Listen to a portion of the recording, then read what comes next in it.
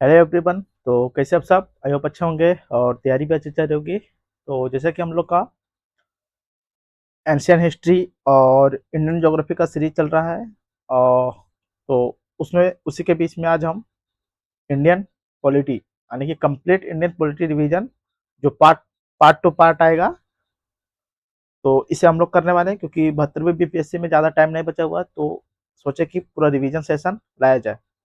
तो हिस्ट्री का चल ही रहा है, ज्योग्राफी का चल रहा है, प्लेलिस्ट बना हुआ है और कंप्लीट करवाया जाएगा।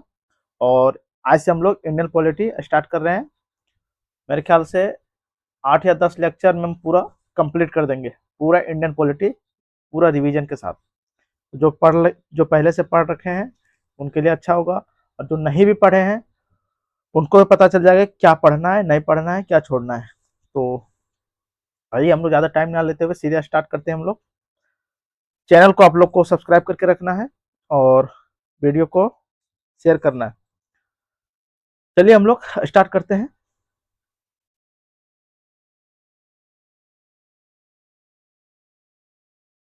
सबसे पहले हम लोग देखेंगे बेसिक कॉन्सेप्ट, जहाँ से सवाल भर भर के अब बनता है और जनरली लोग यहाँ से छोड़ देते हैं, डायरेक्ट स्टार्ट कर देते हैं आर्टिकल 1 से, भाग 1 से स्टार्ट कर देते हैं डायरेक्ट, जो सही नहीं है।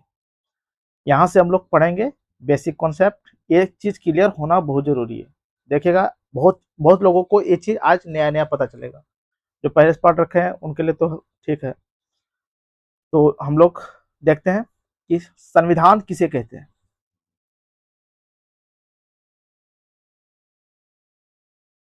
एक तरफ संविधान, एक तरफ राज्य व्यवस्था, यानी कि कॉन्स्टिट्यूशन और पॉलिटी में क्या अंतर है। सबसे पहले हम लोग देखते हैं संविधान क्या है। तो संविधान संविधान क्या है?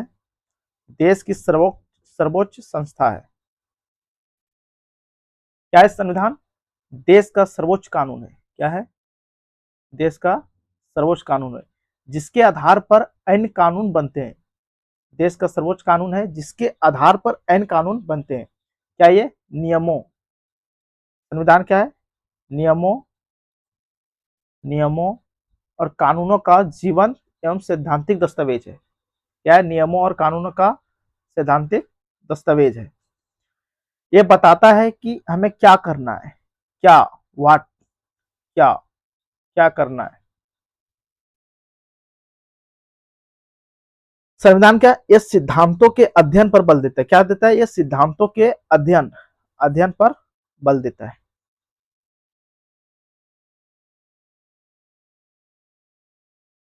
तो देख लिए, संविधान क्या है? देश का सर्वोच्च कानून है जिसके आधार पर अन्य कानून बनते हैं, और ये नियमों कानूनों का जीवन एवं सैद्धांतिक दस्तावेज है। ये बताता है कि हमें क्या करना है। ये सिद्धांतों के अध्ययन पर बल देते हैं। वहीं राज्य व्यवस्था देखते हैं कि नियम क्या है? नियमों कानूनों एवं संस्थागत ढांचा। क्या है? संस्थागत ढांचा का समूह है, जिसके आधार पर किसी देश जिसके आधार पर किसी देश या राज्य का शासन किसी देश या राज्य का शासन चलाया जाता है। क्या है? नियम, जो संविधान के द्वारा बनाया गया नियम है, कानून है, संस्थागत ढांचा का समूह है राज्य व्यवस्था। इसी के आधार पर किसी देश का शासन व्यवस्था चलाया जाता है, तो वो क्या है? राज्य व्यवस्था। राज्य व्यवस्था क्या करता है? इस संविधान के सैद्धांतिक पक्षों का व्यवहारिक अध्ययन करता है। क्या करता है? ये संविधान के सैद्धांतिक पक्षों का व्यवहारिक अध्ययन करता है। कौन? राज्य व्यवस्था। संविधान बताता है कि हमें क्या करना है, और राज्य व्यवस्था बताता है कि वो क्या को कैसे करना है, कोई भी कार्य को कैसे करना है। हाउ क्या बताता है? राज्य व्यवस्था कैसे करना है। ये सिद्धांतों के व्यवहारिक अध्ययन पर बल देता है। ये क्या है? ये सिद्धांतों के अध्ययन पर बल देता है, और ये व्यवहारिक अध्ययन, उसका बिहेवियर स्टडी पर फोकस करता है। कौन? राज्य व्यवस्था। सिद्धांतों के व्यवहारिक अध्ययन पर बल देता है। देख लिया, संविधान क्या? देश का सर्वोच्च कानून है जिसके आधार पर अन्य कानून बनते हैं। नियमों और कानूनों का जीवन एवं सैद्धांतिक दस्तावेज है। ये बताता है कि हमें क्या करना है।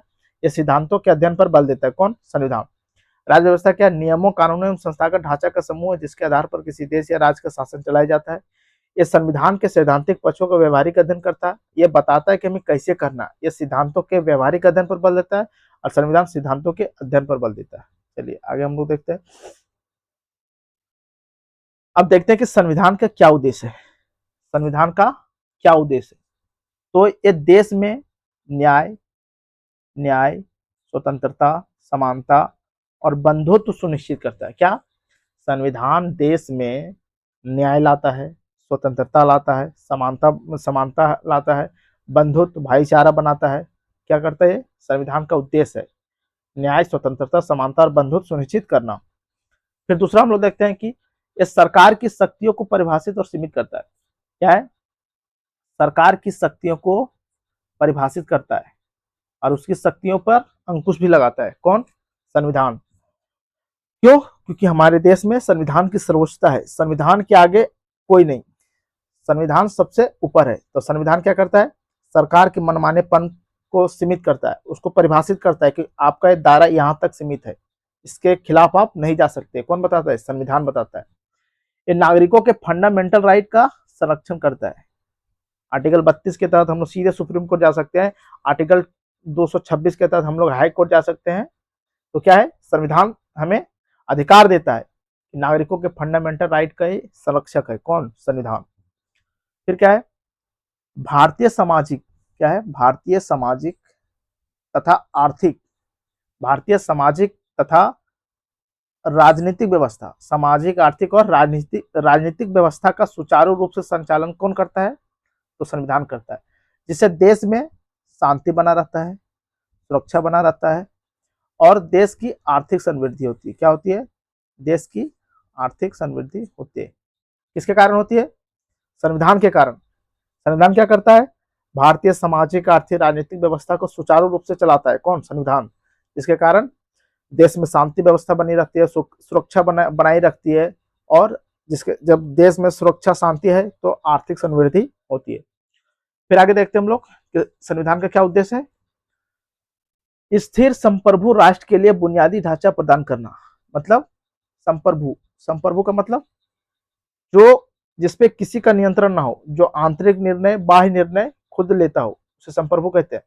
तो स्थिर संप्रभु राष्ट्र के लिए बुनियादी ढांचा प्रदान करता है, शक्ति देता है, अंदर से बुनियादी ढांचा प्रदान करता है कि आप संप्रभु है। जिससे क्या होता है? न्यायपूर्ण और समावेशी समाज का निर्माण होता है। क्या होता है? जिसके कारण न्यायपूर्ण और समावेशी यानी कि समावेशिता का समाज का निर्माण होता है। चलिए आगे हम लोग देखते हैं। फिर क्या है? संविधान के प्रकार देखते हैं। लिखित संविधान होता है, जिसका एग्जाम्पल हमें याद रखना है। सबसे पहले लिखित संविधान यूएसए से हम लोग ही ग्रहण किए थे। तो भारत और यूएसए का है लिखित संविधान। लिखित संविधान कहने के क्या अर्थ है? जहाँ पे लिखित अंश, वहां पे अलिखित भी होता है, बट यहाँ पे लिखित अंश का मात्रा जहाँ पे अधिक होता है उसे लिखित संविधान कहते हैं। अलिखित संविधान में मतलब लिखित अंश की मात्रा कम होती है तो उसे अलिखित संविधान कहते हैं। जैसे कि इसका एग्जाम्पल हो गया यूके कनाडा। फिर एक कठोर संविधान। कठोर संविधान किसे कहेंगे? जहाँ पे संविधान में संशोधन करना कठिन होता है, उसे किसे क्या कहते हैं? उसे कठोर संविधान। जैसे कि यूएसए हो गया, यहाँ संशोधन करना कठिन होता है। लचीला संविधान क्या है? जहाँ पे संशोधन करना आसान होता है, संशोधन करना आसान होता है। इसका बेस्ट एग्जाम्पल है यूनाइटेड किंगडम। संघीय संविधान क्या है? जहां शक्तियों का बंटवारा हो, जहां सेपरेशन ऑफ पावर, यानी कि जहां शक्तियों का बंटवारा हो, केंद्र से राज्य से जिला स्तर। जैसे इसका बेस्ट एग्जांपल भारत हो गया, सेंट्रल गवर्नमेंट, स्टेट गवर्नमेंट और पंचायत वगैरह जो स्थानीय गवर्नमेंट है। तो क्या हुआ? संघीय व्यवस्था, संघीय संविधान, जहाँ पे शक्तियों का बंटवारा हो। और एकात्मक संविधान क्या है? जहाँ शक्तियों का केंद्रीकरण हो, एक व्यक्तियों के हाथों में हो, सेंट्रलाइज ऑफ पावर एक के हाथों में। इसका बेस्ट एग्जांपल है यूनाइटेड किंगडम। फिर पार्लियामेंट्री सिस्टम क्या है? संसदीय प्रणाली क्या है? इसमें क्या है? कार्यपालिका और विधायिका, जो कार्यपालिका होता है वो विधायिका के प्रति जवाबदेह होता है, कार्यपालिका विधायिका के प्रति जवाबदेह होता है, उत्तरदायी होता है, रिस्पॉन्सिबल होता है। इसका बेस्ट एग्जांपल हो गया इंडिया। क्या हो गया इसका एग्जांपल? इंडिया। फिर क्या है? राष्ट्रपति यानी कि प्रेसिडेंशियल सिस्टम क्या है? राष्ट्रपति कार्यपालिका का प्रमुख होता है। राष्ट्रपति प्रणाली में क्या होता है? राष्ट्रपति कार्यपालिका का प्रमुख होता है। और संसदीय कार्य प्रणाली में क्या होता है कि प्रधानमंत्री कार्यपालिका का प्रमुख होता है और राष्ट्रपति नाम मात्र का सदस्य होता है। तो इसका सबसे अच्छा एग्जाम्पल है यूनाइटेड स्टेट ऑफ अमेरिका। चलिए आगे हम लोग देखते हैं फिर भारत। जैसे कि देश किस अवस्था में बोलेंगे, राष्ट्र का टर्म कब यूज होगा, और राज्य क्या, सब देश के लिए ही यूज होता है, सब देश के लिए ही, राष्ट्र के लिए ही यूज होता है। जैसे कि देश क्या है, देश एक भौगोलिक इकाई है। क्या है देश, देश एक भौगोलिक इकाई है। क्या है, भौगोलिक इकाई। और राष्ट्र क्या है, एक सांस्कृतिक इकाई है। राष्ट्र के प्रति मतलब सांस्कृतिक रूप से प्रेम भाव उत्पन्न होता है, तो क्या है, सांस्कृतिक इकाई है। और वहीं राज्य क्या है, राजनीतिक इकाई है, पॉलिटिकल यूनिट है, और एक कल्चरल यूनिट है, और ये ज्योग्राफिकल यूनिट है। क्या, देश। तो इसमें भी तीन देश कब क्या कब बोलेंगे, जहाँ पे भूभाग हो, भूभाग में जनसंख्या हो, और एक सरकार हो। वही यहाँ पे भूभाग हो, जनसंख्या हो, सरकार हो, उसे क्या बोलेंगे, राष्ट्र। और राज्य क्या बोलेंगे, जहाँ पे भूभाग हो, जनसंख्या हो, सरकार हो, और सरकार संप्रभु हो, यानी कि देश सोवरेनिटी हो। इसका मतलब क्या हो गया कि वो अपना आंतरिक और बाह्य निर्णय स्वयं लेता हो। आंतरिक निर्णय कि समाज व्यवस्था कैसे बनाना है, आर्थिक व्यवस्था कैसे बनाना है, राजनीतिक रूप से कैसे सुचारू रूप से कानून व्यवस्था लागू करना है। बाह्य निर्णय, किसी देश के साथ संधि करना है, किसी देश के साथ युद्ध करना है, एक कौन लेगा, खुद वो राष्ट्र, खुद अपना देश। तो भारत क्या, एक संप्रभु गणतंत्र देश है, संप्रभु लोकतांत्रिक देश है भारत। तो देख लिया हम लोग, देश क्या हो गया, भौगोलिक इकाई है, राष्ट्र क्या हो गया, कल्चरल यूनिट है, और स्टेट, राज्य क्या है, पॉलिटिकल यूनिट है। तो आगे हम लोग देखते फिर क्या है, सबसे ऊपर राज्य, यानी कि राज्य, यहाँ राज्य का मतलब प्रांत से नहीं, उत्तर प्रदेश, झारखंड, बिहार, राजस्थान, इससे संबंधित नहीं है। यहाँ राज्य का मतलब हो गया देश से। तो राज्य के नीचे अंग, यानी कि सरकार, देश के नीचे सरकार, सरकार के विभिन्न अंग है। जैसे कि विधायिका, क्या है, विधायिका हो गया, कार्यपालिका हो गया, न्यायपालिका हो गया, लेजिस्लेटिव, एग्जीक्यूटिव, और जुडिशरी। विधायिका का क्या काम है, कानून बनाना। कार्यपालिका का क्या काम है, कानून को लागू करना। और न्यायपालिका का क्या काम है, कि संविधान के अनुसार कानून की व्याख्या करना। क्या, विधायिका, कार्यपालिका, न्यायपालिका। विधायिका का काम क्या है, कानून बनाना। कार्यपालिका का काम क्या है, कानून को लागू करना। और न्यायपालिका का काम क्या है, कानूनों को संविधान के अनुसार लागू करना। किसके अनुसार, कानून को संविधान के अनुसार लागू करना। तो आगे हम लोग देखें क्या है,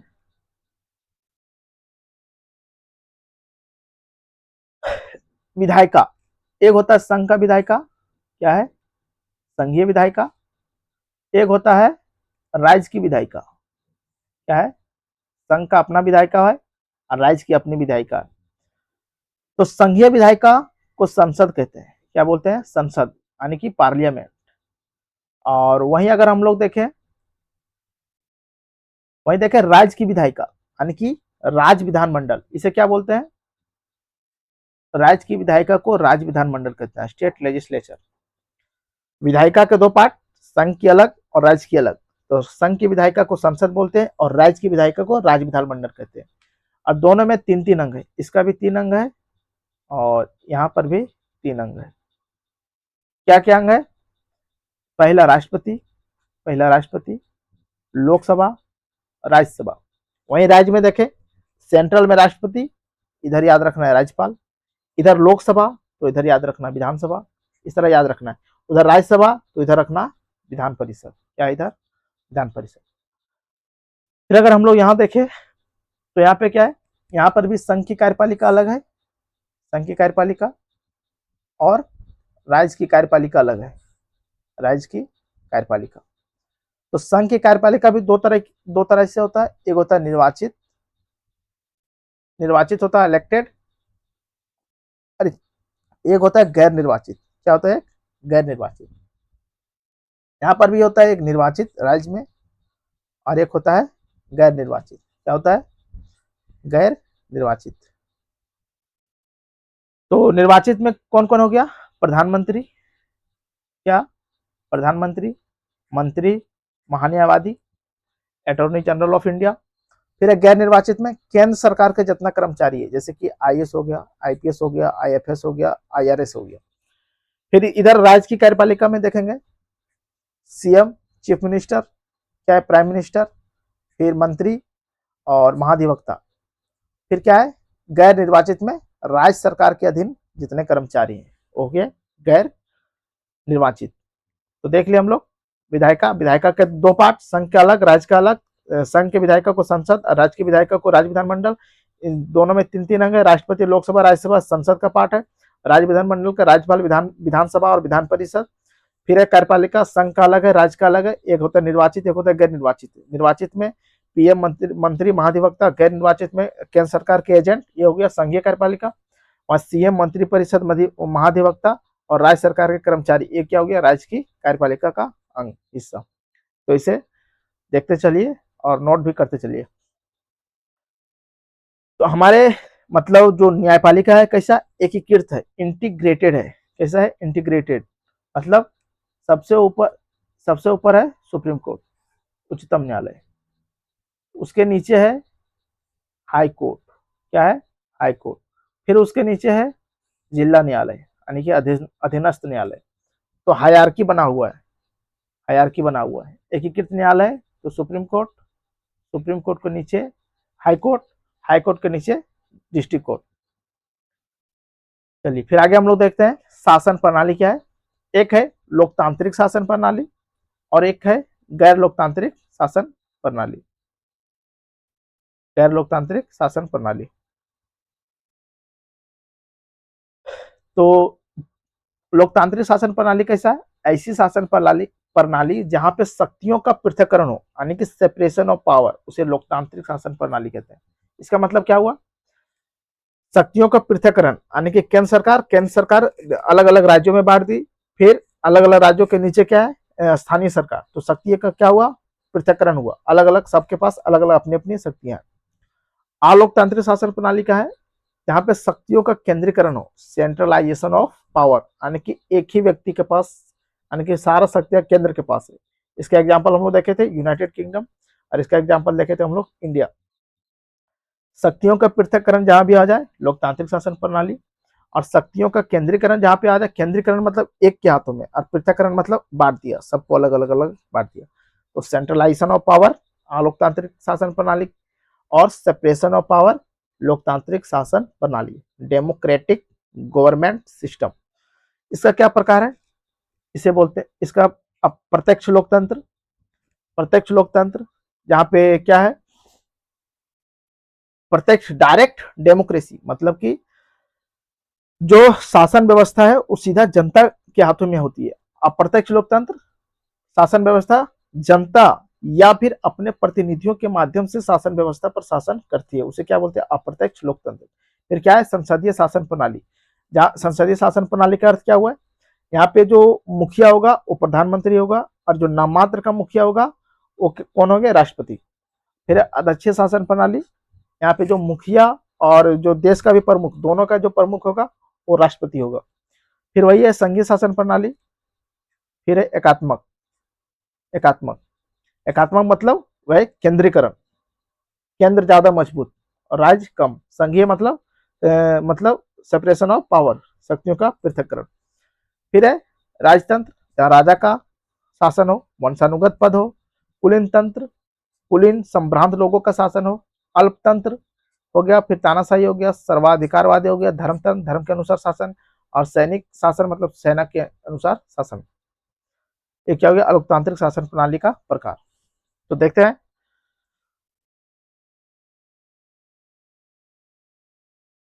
क्या है प्रत्यक्ष लोकतंत्र, क्या है डायरेक्ट डेमोक्रेसी, जनता सीधे शक्तियों का प्रयोग करते हैं, जहां पे शक्तियों का प्रयोग सीधे जनता करते हैं उसे क्या कहते हैं प्रत्यक्ष लोकतंत्र कहते हैं।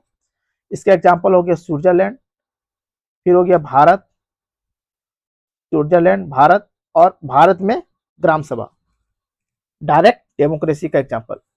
अप्रत्यक्ष लोकतंत्र क्या है, जहां पे शक्तियों का प्रयोग जनता खुद करता है या अपने प्रतिनिधियों के माध्यम से करता है, क्या अपने प्रतिनिधियों के माध्यम से करता है। इसके एग्जाम्पल भारत हो गया, यूएसए हो गया, यूके हो गया और फ्रांस हो गया। फिर क्या है संसदीय शासन प्रणाली, इसका अर्थ क्या है कि कार्यपालिका मतलब कि सरकार, विधायिका, कार्यपालिका मतलब कि सरकार, विधायिका मतलब कि संसद के प्रति जवाबदेही होती है, यानी कि कार्यपालिका विधायिका के प्रति जवाबदेही होती है संसदीय शासन प्रणाली में। इसका बेस्ट एग्जाम्पल हो गया भारत। और यहाँ पे जो मुखिया होता है वो प्रधानमंत्री होता है, देश का जो पूरा मुखिया होता है प्रधानमंत्री, और नाम मात्र का जो मुखिया होता है वो राष्ट्रपति। अध्यक्षीय शासन प्रणाली में क्या होता है, जो राष्ट्र के प्रमुख और सरकार दोनों का जो मुखिया होता है वो राष्ट्रपति होता है। इसके बेस्ट एग्जाम्पल यूएसए हो गया। फिर हम लोग देखते हैं संघीय शासन प्रणाली, यहाँ सत्ता का क्या होता है, विकेंद्रीकरण होता है। सत्ता का विकेंद्रीकरण अलग अलग बांट दिया जाता है, जिसका example Bharat, USA, Canada, Germany, Switzerland. फिर क्या एकात्मक, यानी कि जहाँ पे शक्तियों का केंद्रीकरण होता है, एक यानी कि केंद्र मजबूत होता है। इसका एग्जाम्पल हो गया यूनाइटेड किंगडम, फ्रांस, जापान और चीन। देख लिया इस तरह हम लोग। फिर क्या है, संसदीय शासन प्रणाली की क्या क्या विशेषता है। अब हम लोग विशेषताएं देखते हैं संसदीय शासन प्रणाली के। पार्लियामेंट्री सिस्टम की फीचर हम लोग देख रहे हैं, फीचर ऑफ पार्लियामेंट्री सिस्टम। तो कार्यपालिका विधायिका से बनती है। जो कार्यपालिका होती है वो विधायिका, कार्यपालिका बोले तो सरकार, किससे बनती है, विधायिका बोले तो संसद से। सरकार किससे बनती है, संसद से, और उसका पार्ट होती है, क्या होती है, उसका हिस्सा भी होती है। यहाँ पे क्या होता है, संसदीय शासन प्रणाली में दोहरा नेतृत्व होता है। दोहरा नेतृत्व का मतलब क्या हो गया, जो प्रधानमंत्री होते हैं, प्रधानमंत्री वो वास्तविक मुखिया होते हैं, और जो राष्ट्रपति है वो नाम मात्र के मुखिया होता है। क्या होता है, नाम मात्र के मुखिया, प्रधानमंत्री वास्तविक मुखिया। ये हो गया दोहरा नेतृत्व। यहाँ क्या है, सामूहिक उत्तरदायित्व का सिद्धांत है। क्या है, सामूहिक उत्तरदायित्व। इसका मतलब क्या हुआ कि मंत्रिपरिषद सामूहिक रूप से लोकसभा के प्रति उत्तरदायी होती है। ये आर्टिकल 75 सबखंड 3 में दिया गया। क्या जो मंत्रिपरिषद है वो सामूहिक रूप से लोकसभा के प्रति उत्तरदायी होती है। संसदीय शासन व्यवस्था में क्या होता है कि बहुमत दल का शासन होता है। जो दल सबसे ज्यादा वोट पाती है, जो विजय पाती है, उसे मतलब कि उसका ही शासन होता है, और उसका जो प्रमुख होता है उसे प्रधानमंत्री कहते हैं। उसका प्रमुख कौन होता है, प्रधानमंत्री। लचीलापन है हमारे देश में शासन, संसदीय शासन प्रणाली।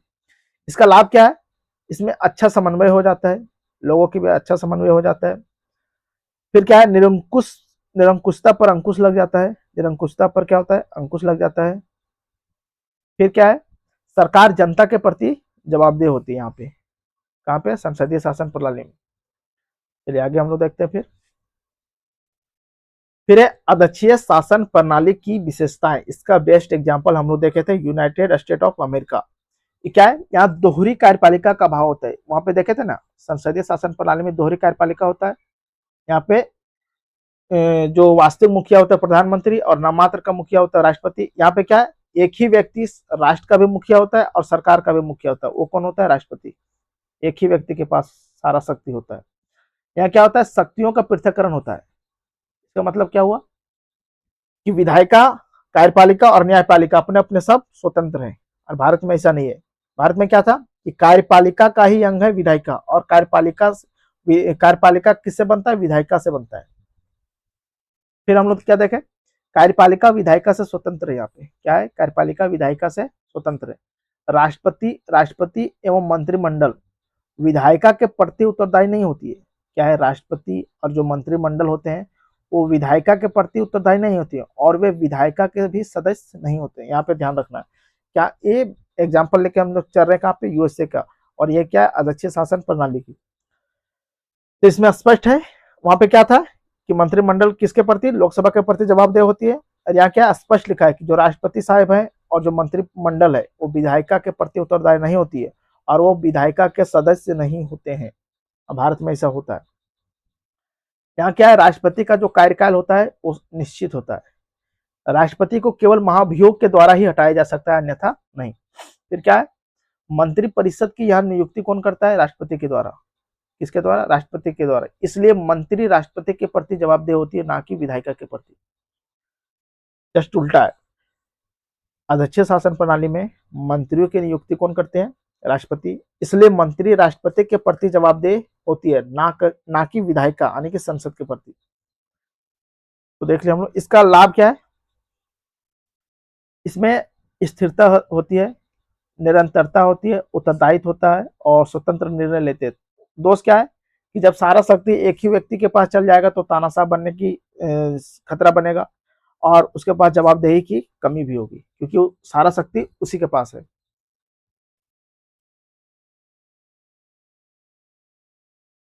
आगे देखते हैं हम लोग, क्या है संघीय शासन प्रणाली की विशेषता। संघीय शासन प्रणाली की, यहाँ क्या होता है, यहाँ पे दोहरी सरकार होता है, दोहरी सरकार होता है, केंद्र में अलग होता है और राज्य में अलग होता है, केंद्र में अलग और राज्य में अलग। क्या है संघीय शासन प्रणाली की, यहाँ क्या होता है लिखित संविधान होता है, क्या होता है यहाँ पे लिखित संविधान होता है। फिर क्या होता है यहाँ शक्तियों का विभाजन होता है, शक्तियों का स्पष्ट विभाजन होता है, केंद्र के पास अलग, राज्य के पास अलग और स्थानीय सरकार के पास अलग। फिर क्या है यहाँ पे संविधान का सर्वोच्चता है, संघीय शासन प्रणाली में संविधान सर्वोच्च है, संविधान के नीचे ही सारा है। यहाँ पे क्या है स्वतंत्र न्यायपालिका है और एकीकृत न्यायपालिका है और एकल नागरिकता का प्रावधान है, कहाँ पे संघीय शासन प्रणाली में। फिर क्या है दोहरी सरकार है, शक्तियों का विभाजन है, लिखित संविधान है, संविधान की सर्वोच्चता है, एकल नागरिकता है, स्वतंत्र न्यायपालिका। एक बार फिर संघीय शासन प्रणाली की विशेषता है, दोहरी सरकार, केंद्र में अलग राज्य में अलग, शक्तियों का विभाजन, केंद्र का अलग राज्य का अलग और स्थानीय सरकार का अलग, लिखित संविधान होगा, यहाँ पे संविधान की सर्वोच्चता होगी, यानी कि जो सर्वोच्च होगा, सर्वोच्च कानून संविधान होगा, एकल नागरिकता की प्रावधान होगी और स्वतंत्र न्यायपालिका होगा, एकीकृत न्यायपालिका होगा। तो देख लिया हम लोग। चलिए आगे हम लोग देखते हैं एकात्मक शासन प्रणाली की विशेषताएं। वो देख लिया हम लोग संघात्मक, इसका क्या क्या विशेषता है, यहाँ पे शक्तियों का केंद्रीकरण होता है कि शक्तियां अधिकतर केंद्र के हाथों में होगा। फिर यहाँ क्या होता है एकल सरकार का प्रावधान होता है, एकल सरकार होता है, सारा शक्ति उसी के पास होता है, तो एकल सरकार का प्रावधान हो गया। एक समान नीति और कानून पूरे देश में लागू होते हैं, एक सरकार है तो कोई विरोध करने वाला नहीं है, तो पूरे कानून जैसा मर्जी तैसा वो लगा सकता है। फिर क्या एकल नागरिकता का प्रावधान है, क्या यहाँ पे एकल नागरिकता का यहाँ पर भी प्रावधान है। लिखित और अलिखित संविधान हो सकते हैं, दोनों हो सकते हैं, लिखित भी हो सकते हैं अलिखित भी हो सकते हैं। लाभ क्या है यहाँ तीव्र निर्णय लिया जाएगा और एक समान कानून लगाया जाएगा। हानि क्या है, यहाँ पे स्थानीय जरूरतों की अनदेखी होगी।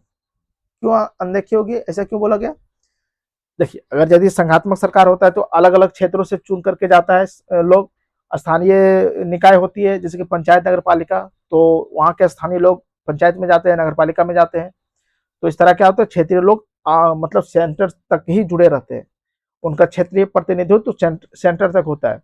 संघात्मक शासन व्यवस्था में एग्जाम्पल है। यहाँ पर क्या है एक ही व्यक्ति है तो एक व्यक्ति कहाँ कहाँ कवर करेगा पूरा वो, तो इसलिए क्या होता है यहाँ पे स्थानीय यानी कि जो शायद मतलब स्थानीय गांव में वहां पे उनकी जो जरूरत है उनकी फुलफिल नहीं कर पाते हैं लोग। क्या होता है दूसरा तानाशाह का खतरा बना रहता है, क्या है तानाशाह का खतरा बना रहता है। फिर जनता की भागीदारी में इसमें कमी हो जाती है, इसलिए जनता इसमें ज्यादा पार्टिसिपेट नहीं हो पाते हैं, तो जिसके कारण सरकार और जनता के बीच तनाव भी बढ़ने की खतरा बनी रहती है।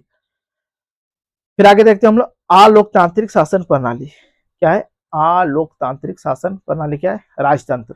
राजतंत्र क्या है मोनार्की, शासन का प्रमुख एक ही व्यक्ति होता है राजा या रानी और उसका पद क्या होगा वंशानुगत होगा। कुलीन तंत्र क्या है यानी कि खास लोगों के शासन, खास लोगों के शासन यानी कि अमीर या शक्तिशाली व्यक्तियों के हाथों में शक्ति सारा केंद्रित होता है। कुलीन तंत्र, कुलीनों के हाथों में शक्तियां केंद्रित हो जाता है। तानाशाह क्या है सारी शक्तियां एक ही व्यक्ति के हाथों में, क्या है सारी शक्तियां एक ही व्यक्ति के हाथों में चला जाता है। सैनिक शासन क्या है, सैनिक शासन सेना के द्वारा शासन चलाना। धर्मतंत्र क्या है धर्म के कानून के अनुसार शासन चलाना, धर्म के कानून के अनुसार शासन चलाना क्या है धर्मतंत्र है। चलिए आगे हम लोग देखते हैं। फिर हो गया बेसिक कॉन्सेप्ट वाला चैप्टर कंप्लीट। अब दूसरा चैप्टर हम लोग देख रहे हैं ऐतिहासिक पृष्ठभूमि यानी कि हिस्टोरिकल बैकग्राउंड। कंपनी शासन 1773 से लेकर के 1858 तक देखेंगे, इसके बीच में जितना एक्ट है उसे कंप्लीट करेंगे। फिर 1858 से कंपनी का शासन खत्म हो जाता है और ताज सीधे ब्रिटिश महारानी विक्टोरिया का शासन स्थापित हो जाता है। ताज का शासन यानी कि क्राउन रूल्स, इधर क्या देखेंगे कंपनी रूल्स, इधर क्राउन रूल्स 1858 से लेकर के 1947 तक। तो चलिए हम लोग देखते हैं। फिर पहले चैप्टर कंप्लीट हुआ, अब देखते हैं हम लोग पृष्ठभूमि। पृष्ठभूमि क्या है, तो 1599 में ब्रिटेन में ईस्ट इंडिया कंपनी की स्थापना हुई। कब 1599 में ब्रिटेन में ईस्ट इंडिया कंपनी की स्थापना हो जाती है। उसके बाद 31 दिसंबर 1600 ईस्वी को, कब, 31 दिसंबर 1600 ईस्वी को महारानी एलिजाबेथ प्रथम के द्वारा चार्टर पर हस्ताक्षर करके 15 साल के लिए व्यापारिक एकाधिकार दे दी गई। कितना साल के लिए? 15 साल के लिए। यह व्यापारिक एकाधिकार 1600 से लेकर के 1813 तक चला। 1813 ईस्वी में आंशिक रूप से व्यापारिक एकाधिकार समाप्त किया। आंशिक रूप से बोला जाए तो चाय और चीन को छोड़ करके, मतलब कि सारा व्यापार खत्म कर दिया। ईस्ट इंडिया कंपनी के पास केवल चाय और चीन का ही व्यापार था, मोनोपोली था। उसके बाद 1833 आते आते चाय और चीन को भी खत्म कर दिया, यानी कि पूर्ण रूप से व्यापारिक एकाधिकार जो था। इसका मतलब क्या हुआ कि केवल ईस्ट इंडिया कंपनी ही पूर्व के साथ व्यापार कर सकती थी। ये मोनोपोली दिया गया था कहां से? ब्रिटेन के संसद के द्वारा, कि अन्य कंपनियां भारत आकर के व्यापार नहीं कर सकती थी इनके अलावा, ईस्ट इंडिया कंपनी के अलावा। तो जब 1813 में वहां पे बहुत औद्योगिक क्रांति हुई, लोग प्रेशर डालने लगे कि नहीं हमें भी चाहिए, हमें भी चाहिए, मतलब बाजार की, मार्केट की जरूरत हुआ।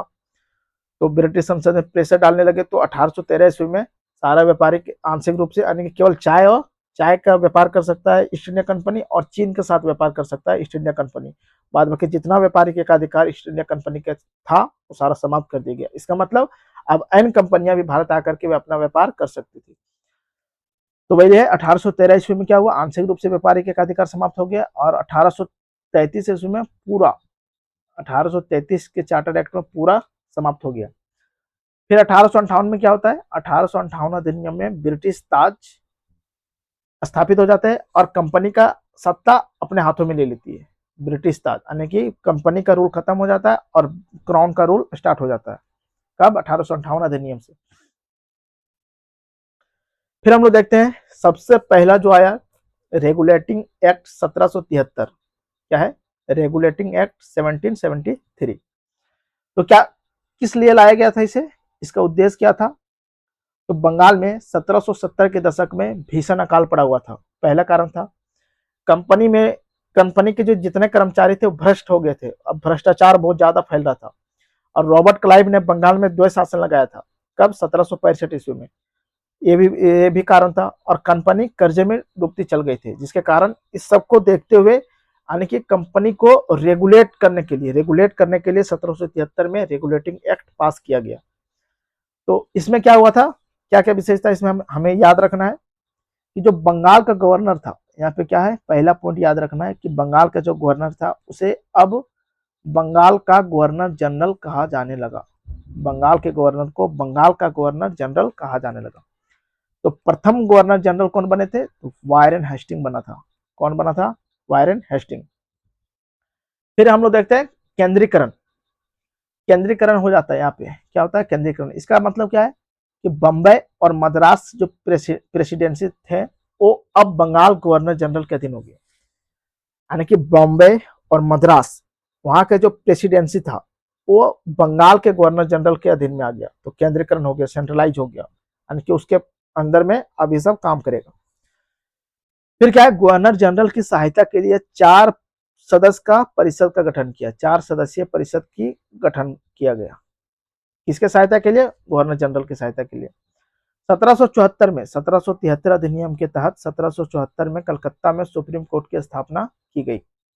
इसका मुख्य न्यायाधीश कौन था? मुख्य न्यायाधीश थी एलिजा एम्पे और 3 अन्य न्यायाधीश थे, चेम्बरले, लिमेस्टर और हाइट। चेम्बरले, लिमेस्टर और हाइट। इसमें और चीज बताया गया कि कर्मचारी बिना लाइसेंस के, जितना भी कर्मचारी, क्योंकि भ्रष्टाचार बहुत ज्यादा बढ़ रहा था, कंपनी कर्जे में डूब गई थी, तो ये शर्त लगा दिया था कि जितना भी कर्मचारी है वो बिना लाइसेंस के निजी व्यापार नहीं कर सकता है। निजी व्यापार नहीं कर सकता है और ना ही कोई रिश्वत ले सकता है, ना ही कोई रिश्वत ले सकता है। कौन? कर्मचारी। तो कितना? 5 पॉइंट में ध्यान रखना है। 1773 रेगुलेटिंग एक्ट, सबसे पहला बदलाव हुआ, बंगाल के गवर्नर को अब बंगाल का गवर्नर जनरल कहा जाने लगा। और पहला गवर्नर जनरल कौन था? Warren Hasting. केंद्रीकरण कर दिया गया, बम्बई और मद्रास प्रेसिडेंसी अब बंगाल के गवर्नर जनरल के अधीन हो गए।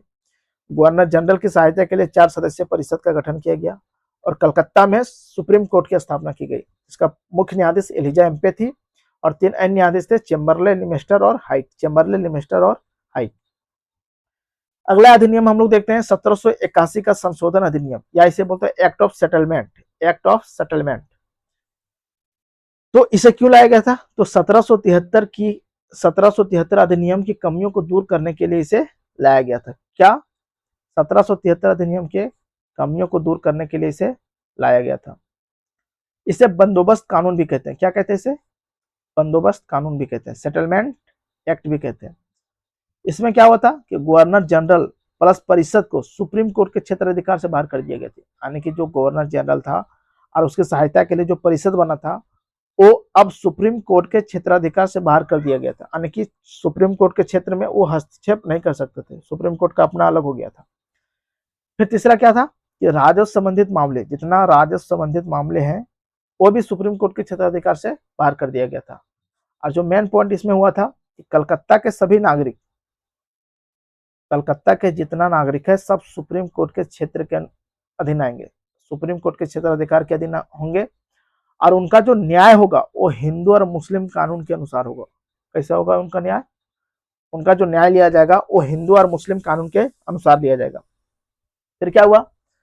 प्रांतीय न्यायालय की appeal governor general in council के पास दायर होगा। यानी कि प्रांतीय न्यायालय का जो अपील होगा वो डायरेक्ट सुप्रीम कोर्ट नहीं जा सकते हैं, डायरेक्ट सुप्रीम कोर्ट नहीं, तो कहां जाएंगे? प्रांतीय न्यायालय का जो अपील होगा वो गवर्नर जनरल का जो सहायता के लिए परिषद था उसके पास आप जाइए, डायरेक्ट सुप्रीम कोर्ट नहीं जाना है। कलकत्ता में जो 1774 में स्थापित हुआ वहां नहीं जाना है। प्रांतीय न्यायालय की जो अपील होगा वो कहाँ दायर करना है? परिषद के पास। फिर गवर्नर जनरल प्रांतीय न्यायालय तथा सदन के लिए नियम बना सकता था। यानी कि जो प्रांतीय न्यायालय है और जो सदन है उसके लिए नियम कानून बना सकता था। ये अधिकार दिया गया था किसे? गवर्नर जनरल को। आगे हम लोग देखते हैं पिट्स इंडिया एक्ट। ब्रिटिश प्रधानमंत्री विलियम पिट्स के नाम पर इस एक्ट का नाम पिट्स इंडिया एक्ट रखा गया। कब आया था? 1784 में। इसमें क्या हुआ था? कंपनी के राजनीतिक और वाणिज्यिक कार्यों को अलग अलग कर दिया, यानी कि कंपनी का द्वैत शासन, कंपनी का द्वैत शासन लाया गया। क्या था? एक था बोर्ड ऑफ कंट्रोल, एक था court of director. Board of control को नियंत्रण बोर्ड कहते थे और कोर्ट ऑफ डायरेक्टर को निदेशक मंडल कहते थे। बीओसी में टोटल 6 सदस्य थे और सीओडी में टोटल 24 सदस्य थे। इसका काम क्या था? बोर्ड ऑफ कंट्रोल का एक कंपनी की राजनीतिक मामलों की देखरेख करता था। कौन? Board of control. और वही निदेशक निदेशक मंडल क्या करता था? कंपनी के वाणिज्यिक मामलों यानी कि व्यापारिक मामलों की देखरेख कौन करता था? सीओडी। और बीओसी कंपनी के राजनीतिक मामलों की देखरेख करता था। तो वही है कंपनी का द्वैत शासन। फिर क्या है? भारत में कंपनी द्वारा अधिपत्य क्षेत्र, यानी कि जो कंपनी भारत में जितना क्षेत्र को अधिग्रहण किया था उसे अब ब्रिटिश अधिपत्य क्षेत्र कहा जाने लगा। भारत में कंपनी द्वारा अधिपत्य क्षेत्र को ब्रिटिश अधिपत्य क्षेत्र कहलाया। फिर क्या है? गवर्नर जनरल के परिषद की सहायता के लिए जो 4 सदस्यीय संख्या था उसकी संख्या घटा करके अब 3 कर दिया गया। कितना कर दिया गया? 3 कर दिया गया। और देशी राजाओं से बोला गया कि देशी राजाओं से युद्ध करना हो, संधि करना हो तो उससे पहले ब्रिटिश संसद से अनुमति लेना जरूरी है। क्या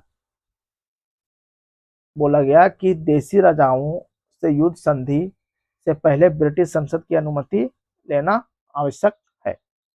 देख लें पिट्स इंडिया एक्ट में क्या था? ब्रिटिश पीएम विलियम पिट्स के नाम पर पिट्स इंडिया एक्ट रखा गया। कंपनी के राजनीतिक और व्यापारिक कार्यों को अलग अलग कर दिया गया।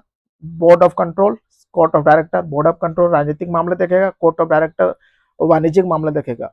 और गवर्नर जनरल के परिषद संख्या 4 से 3 कर दिया गया। और भारत में कंपनी द्वारा अधिपत्य क्षेत्र था उसे ब्रिटिश अधिपत्य क्षेत्र कहा जाने लगा।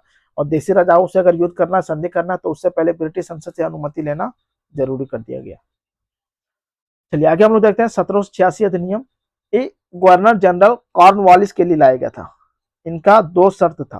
क्या था? कॉर्नवालिस को सिविल सेवा का जनक भी कहा जाता था। इन्होंने 2 शर्त रखा। पहला कि गवर्नर जनरल को वीटो पावर दिया जाए। दूसरा शर्त था कि गवर्नर जनरल को कमांडर इन चीफ बनाया जाए, यानी कि सेनाओं का मुखिया बनाया जाए, सेनापति बनाया जाए। किसे? गवर्नर जनरल को। तो 2 शर्त था।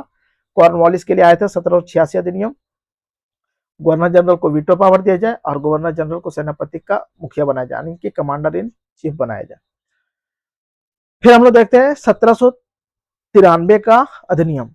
इसमें क्या है, कंपनी का जो व्यापारिक एकाधिकार था वो 20 साल के लिए बढ़ा दिया गया। पहले स्टार्टिंग में 1600 ईस्वी में कितना था, 15 साल के लिए था, अब उसे बढ़ा करके 20 साल कर दिया गया, यानी कि हर 20-20 साल पर आएगा। इसलिए 1793 के बाद 20 साल 1813, फिर 20 साल 1833, फिर 20 साल 1853 अधिनियम आता है, और लास्ट में 1858 में कंपनी एक्ट खत्म हो जाता है। फिर क्या हुआ, धन का बहिर्गमन होने लगा। कैसे, बोर्ड ऑफ कंट्रोल को जितना 6 सदस्य था उसका वेतन भत्ता भारत से जाने लगा। बोर्ड ऑफ कंट्रोल जो राजनीतिक मामला देखता था। फिर क्या है, बॉम्बे और मद्रास के प्रांत के गवर्नर पर गवर्नर जनरल के नियंत्रण बढ़ा देगी। क्या है इसमें, कि जो बॉम्बे और मद्रास के गवर्नर है उस पर नियंत्रण किसका होगा, गवर्नर जनरल का। बंगाल के गवर्नर जनरल का कंट्रोल बढ़ा दिया गया उसमें 1793 एक्ट में। फिर क्या है, अगला हम लोग देखते हैं 1813 अधिनियम। ब्रिटेन में क्या हो रहा था इस टाइम, राजनीतिक सामाजिक आर्थिक परिवर्तन बहुत तेजी से हो रहा था। लोग दबाव डाल रहे थे ब्रिटिश संसद पर कि हमें भी व्यापार, खुला व्यापार की मांग कर रहे थे कि हमें भी ईस्ट इंडिया मतलब पूर्व के साथ व्यापार करना है। क्या है, खुला व्यापार का पूरा मांग हो रहा था, जिसके कारण आंशिक व्यापारिक एकाधिकार समाप्त कर दिया केवल चाय और चीन को छोड़ करके। फिर इसमें क्या बताया गया था कि भारतीयों के खर्चा के लिए, यानी कि शिक्षा पर हर साल 1 लाख रुपया खर्चा किया जाएगा, जो कुछ नहीं हुआ। 1 लाख रुपया खर्चा करने की बात की गई थी। सम्राट की अनुमति से ही गवर्नर जनरल प्रांतीय गवर्नर, किसके अनुमति से, सम्राट की अनुमति से ही गवर्नर जनरल प्रांतीय गवर्नर और सेनापति की नियुक्ति करेगा। यानी कि प्रांत का जो गवर्नर है और जो सेनापति है उसकी नियुक्ति कौन करेगा, गवर्नर जनरल करेगा, बट सम्राट की अनुमति से ही करेगा। फिर क्या, स्थानीय निकाय को कर लगाने का अधिकार दिया गया। क्या, लोकल बॉडीज को टैक्स वसूलने का अधिकार दिया गया। कब, 1813 अधिनियम से। इसमें क्या है, ईसाई मिशनरियों को प्रचार करने के लिए भारत भेजा गया, अनुमति दी गई प्रचार करने के लिए, किसे, ईसाई मिशनरियों को। तो देख रहे हैं 1813 अधिनियम। आगे हम लोग देखते हैं 1833 का अधिनियम। क्या है, पूर्ण व्यापारिक एकाधिकार समाप्त कर दिया गया। यहाँ पे पहला काम क्या हुआ, जो आंशिक था यहाँ पे पूर्ण खत्म कर दिया गया। दूसरा महत्वपूर्ण याद रखना है, यहाँ का जो बंगाल का गवर्नर जनरल था अब वो भारत का गवर्नर जनरल कहलाने लगा। क्या, भारत का गवर्नर जनरल कहलाने लगा। और पहला गवर्नर जनरल कौन था, विलियम बेंटिक। AIS 2025 प्री में पूछा गया था। पहले क्या हुआ था, 1773 अधिनियम में जो गवर्नर जनरल था उससे बंगाल का गवर्नर जनरल कर दिया गया। पहला बंगाल का गवर्नर जनरल वारेन हेस्टिंग था। 1833 अधिनियम में क्या होता है कि बंगाल का जो गवर्नर जनरल है उसे भारत का गवर्नर जनरल कहा जाने लगा। अब पहला भारत का गवर्नर जनरल विलियम बेंटिक। फिर 1858 अधिनियम में इसे भारत का वायसराय कहा जाने लगता है। जो पहला वायसराय था लॉर्ड कैनिंग। कौन था, लॉर्ड कैनिंग। तो भारत का गवर्नर जनरल और परिषद पूरे भारत के लिए अब विधि बनाएगी। क्या, गवर्नर जनरल जो है और जो परिषद है वो पूरे भारत के लिए विधि बनाएगी। फिर क्या है, प्रांतीय गवर्नर जनरल के विधि बनाने की शक्ति वापस ले ली गई। जो प्रांतीय गवर्नर जनरल को विधि बनाने की शक्ति वापस ले ली। यहाँ पे दिया गया था प्रांतीय स्थानीय निकाय को कर लगाने का अधिकार यहाँ पे दिया गया था। और यहाँ पे क्या किया, प्रांत का जो गवर्नर जनरल था वो जो विधि बनाता था उसे वापस ले लिया। कब, 1833 अधिनियम में। फिर से यहाँ पे परिषद की जो संख्या है बढ़ा करके 4 कर दिया। चौथा सदस्य जो था उसे विधि सदस्य कहते थे। क्या कहते थे, उसे विधि सदस्य कहते थे। और प्रथम विधि सदस्य लॉर्ड मैकाले। तो इसका काम क्या था विधि सदस्य का, ये पूर्ण सदस्य नहीं था। पूर्ण सदस्य कब बना, 1853 अधिनियम में पूर्ण सदस्य बनाया गया। एक केवल विधि बनाने में सहयोग करता था। कौन, विधि सदस्य। पहला कौन, लॉर्ड मैकाले। इसको वोट देने का अधिकार नहीं था। तो वोट देने का अधिकार कब मिला, 1853 अधिनियम में। फिर क्या है, दास प्रथा 1833 अधिनियम के तहत 1843 में समाप्त किया गया। कब, 1833 अधिनियम के तहत 1843 में दास प्रथा को समाप्त किया गया। उस टाइम कौन थे गवर्नर जनरल, लॉर्ड एलनबरो के शासनकाल में, लॉर्ड एलनबरो के शासनकाल में। यहाँ इस टाइम कौन था? William Bentinck. बिना लाइसेंस के आवागमन कर सकते हैं। 1833 अधिनियम में बता दिया गया। कब? 1784 में बताया गया था कि आप बिना लाइसेंस के भारत, मतलब कि बिना लाइसेंस के कर्मचारी कुछ भी काम नहीं कर सकते। यहाँ पे हटा दिया गया, बिना लाइसेंस के आवागमन आप कर सकते हैं। फिर क्या? यूरोपीय लोग अब भारत में रह सकते थे, बस सकते थे, घूम सकते थे और संपत्ति भी खरीद सकते थे। चलिए 1853 अधिनियम हम लोग देखते हैं। क्या उस टाइम गवर्नर जनरल कौन था? लॉर्ड डलहौजी था। क्या होता है इसका? गवर्नर जनरल के परिषद, क्या? गवर्नर जनरल के परिषद विधायी एवं प्रशासनिक कार्यों को अलग कर दिया। गवर्नर जनरल का जो परिषद था, उसका जो विधायी और प्रशासनिक कार्य था, उसको दोनों को सेपरेट कर दिया। विधायी कार्य को अलग कर दिया और कार्यकारी या उसे प्रशासनिक कार्य कहते हैं, इसको अलग कर दिया गया, अलग कर दिया। विधायी क्या करता था? एक कानून बनाता था, और कार्यकारी काम क्या करता था? ये प्रशासनिक काम देखता था। तो जो विधायी परिषद में, यानी कि विधायी परिषद में 6 नए सदस्य को जोड़ा गया। पहले से 6 था और 6 नए सदस्य जोड़ा गया, तो टोटल कितना हो गया? 12। तो इसे क्या बोला जाने लगा? फिर से इसे केंद्रीय विधान परिषद कहा जाने लगा। केंद्रीय विधान परिषद, या कि mini constitution, mini parliament, mini संसद कहा जाने लगा। किसे? विधायी। क्या किया गया कि गवर्नर जनरल के परिषद जो था, उसको विधायी और प्रशासनिक दोनों कामों को सेपरेट कर दिया, अलग अलग कर दिया। एक विधायी जिसमें सदस्य संख्या 6 था और 6 बढ़ा करके टोटल 12 हो गया। इसे केंद्रीय विधान परिषद कहा जाने लगा, यानी कि मिनी संसद। 6 सदस्य में से 4 सदस्य मद्रास से, एक मद्रास से आता था, मुंबई से आता था, बंगाल से आता था और आगरा से। तो क्या हुआ? यहाँ पे स्थानीय प्रतिनिधित्व का शुरुआत हुआ। कहाँ पे? स्थानीय प्रतिनिधित्व का शुरुआत कब हुआ? 1853 अधिनियम में। कहां से? 6 सदस्यों में से 4 सदस्य स्थानीय प्रतिनिधित्व से आते, स्थानीय रूप से आते थे। मद्रास, बंबई, बंगाल, आगरा। मद्रास, बंबई, बंगाल और आगरा। फिर क्या हुआ? यहाँ पे सिविल सेवाओं में खुली प्रतियोगिता की शुरुआत हुई। 1854 में मैकाले समिति का गठन हुआ और भारतीयों के लिए दरवाजे खुल गए। इसके लिए? सिविल सेवा प्रतियोगिता के लिए। फिर क्या है? कोर्ट ऑफ डायरेक्टर, यानी कि निदेशक मंडल के सदस्यों की संख्या 24 से घटा करके 18 कर दिया गया। कितना कर दिया गया? घटा करके 18। 6 सदस्यों का मनोनयन ब्रिटिश क्राउन, यानी कि शाही परिवार के द्वारा होता था। 6 सदस्यों का जो मनोनयन होता था, उसको जो नॉमिनेटेड होता था, वो 6 सदस्य किस कहाँ के द्वारा? ब्रिटिश क्राउन के द्वारा। फिर क्या है? आधुनिक संसदीय शासन प्रणाली की नींव पड़ी। यहाँ क्या हुआ? आधुनिक संसदीय शासन प्रणाली की नींव पड़ी। और ये क्या था? अंतिम चार्टर अधिनियम था, अंतिम चार्टर एक्ट था, 1853 का अधिनियम। आगे हम लोग देखते हैं। फिर अब आ जाता है भारत शासन अधिनियम 1858। क्या है? भारत शासन अधिनियम 1858। इस टाइम क्या होता है? सबसे पहले क्या होता है? ईस्ट इंडिया कंपनी, यानी कि कंपनी का शासन खत्म हो जाता है। तो क्या होता है इस टाइम? सीधा ब्रिटिश क्राउन का नियंत्रण स्थापित होता है। उस टाइम महारानी जो थी, विक्टोरिया थी, महारानी विक्टोरिया। पहला काम हो गया, कंपनी का शासन खत्म हो गया, सीधा ब्रिटिश क्राउन का शासन स्थापित हो गया। दूसरा पॉइंट हम लोग देखते हैं कि भारत का गवर्नर जनरल अब भारत का वायसराय कहलाने लगा। अब पहला वायसराय कौन था? Lord Canning. दूसरा पॉइंट हम लोग देख लिए, जो 1784 ईस्वी में बना था, यानी कि 1784 की पिट्स इंडिया एक्ट में जो बना था बोर्ड ऑफ कंट्रोल, जो राजनीतिक मामला देखता था, और कोर्ट ऑफ डायरेक्टर जो व्यापारिक मामला देखता था, उसे समाप्त कर दिया गया। उसके जगह पर भारत के राज सचिव, यानी कि भारत सचिव और भारत परिषद, भारत सचिव की सहायता के लिए भारत परिषद का गठन किया गया, जिसे इसे 1947 में भारत सचिव को समाप्त कर दिया जाता है और 1935 अधिनियम में भारत परिषद को भी समाप्त कर दिया जाता है। क्या था इस टाइम? एक था भारत के राज सचिव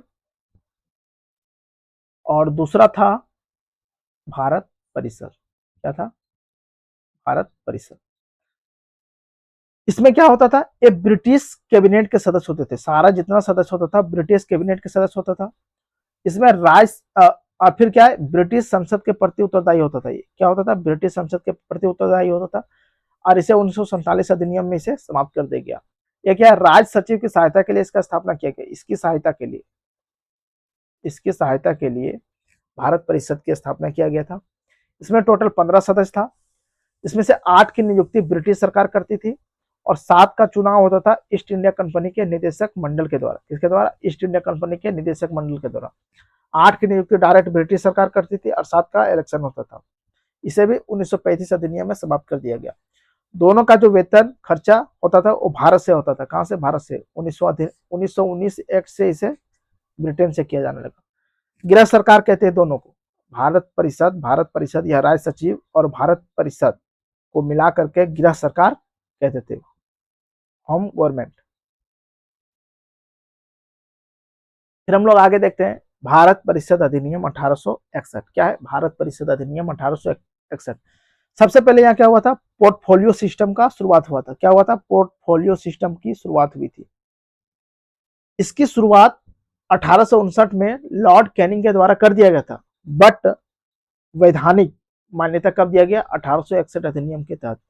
पोर्टफोलियो सिस्टम की मान्यता कब दिया गया, 1861 अधिनियम के तहत। इसकी शुरुआत 1859 में लॉर्ड कैनिंग के द्वारा किया गया था। फिर दूसरा काम क्या होता है, 1862 में लॉर्ड कैनिंग ने 3 भारतीयों को, कब, 1862 में लॉर्ड कैनिंग ने 3 भारतीयों को विधान परिषदों में गैर सरकारी सदस्यों के रूप में मनोनीत किया। शब्द पे ध्यान दीजिएगा, कहां पे, विधान परिषदों में गैर सरकारी सदस्यों के रूप में नॉमिनेटेड किया। पहला था, कौन व्यक्ति था, बनारस के राजा देवनारायण सिंह, पटियाला के महाराजा नरेंद्र सिंह और ग्वालियर के सर दिनकर राव। ग्वालियर के दीवान थे सर दिनकर राव। फिर क्या हुआ, यहाँ पे शक्तियों का विकेंद्रीकरण किया गया। शक्तियों का विकेंद्रीकरण किया, मतलब कि बंबई और मद्रास प्रेसिडेंसी को उनकी विधायी शक्तियां वापस कर दी गई। जो 1833 अधिनियम में ले लिया गया था, उसे 1861 अधिनियम में बंबई और मद्रास प्रेसिडेंसी को विधायी शक्तियां वापस कर दी गई। प्रांतीय स्वायत्तता की शुरुआत हो गई। प्रांतों को स्वतंत्र करना स्टार्ट हुआ, यानी स्वतंत्र नहीं, मतलब उन्हें स्वायत्तता दिया गया। और जो मोस्ट इंपॉर्टेंट है कि वायसरा को अध्यादेश जारी करने की शक्ति किस एक्ट के तहत दिया गया, 1861 अधिनियम में। उसके वैलिडिटी कितना होता था, 6 माह। इसका मतलब क्या है कि बिना विधान परिषद की अनुमति के वायसराय अध्यादेश जारी कर सकता था। फिर क्या हुआ, नई विधान परिषदों का गठन हुआ। नई विधान परिषदों का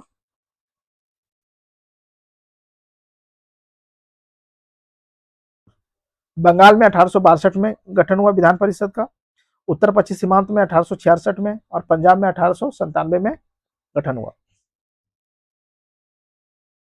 चलिए आगे हम लोग देखते हैं। फिर भारत परिषद अधिनियम 1892। इस टाइम क्या हुआ, परिषदों का विस्तार किया गया, यानी कि गैर सरकारी सदस्यों की संख्या में वृद्धि की गई। कैसे, केंद्रीय विधान परिषद में सदस्यों की संख्या 10 से बढ़ाकर के 16 किया गया और प्रांतीय विधानसभा यानी कि बंगाल और मद्रास में 20-20 किया गया और उत्तर पश्चिमी सीमांत और अवध में जो प्रांतीय विधान परिषद था वहां की संख्या बढ़ाकर के 15 किया गया। फिर क्या हुआ, यहाँ पे अप्रत्यक्ष चुनाव प्रणाली की शुरुआत हुई। पहली बार अप्रत्यक्ष चुनाव प्रणाली की शुरुआत हुई 1892 अधिनियम। क्या हुआ, प्रांतीय विधान परिषद केंद्रीय विधान परिषदों के सदस्यों की सिफारिश करते थे। क्या हुआ, यहाँ पे प्रांत का जो विधान परिषद था वो केंद्र के विधान परिषदों की सदस्यों को सिफारिश करते थे कि इसे आप नॉमिनेट कीजिए। सिफारिश कौन करते थे, प्रांत वाले। किसके लिए, केंद्र के लिए। फिर क्या है, विधायी शक्तियों का विस्तार हुआ। विधायी शक्तियों का विस्तार हुआ, इसका मतलब बजट पर बहस चर्चा का अधिकार दिया गया। 6 दिन पूर्व नोटिस पर आप प्रश्न पूछने का अधिकार दिया गया। यहाँ पे वोट डालने का अधिकार नहीं दिया गया था।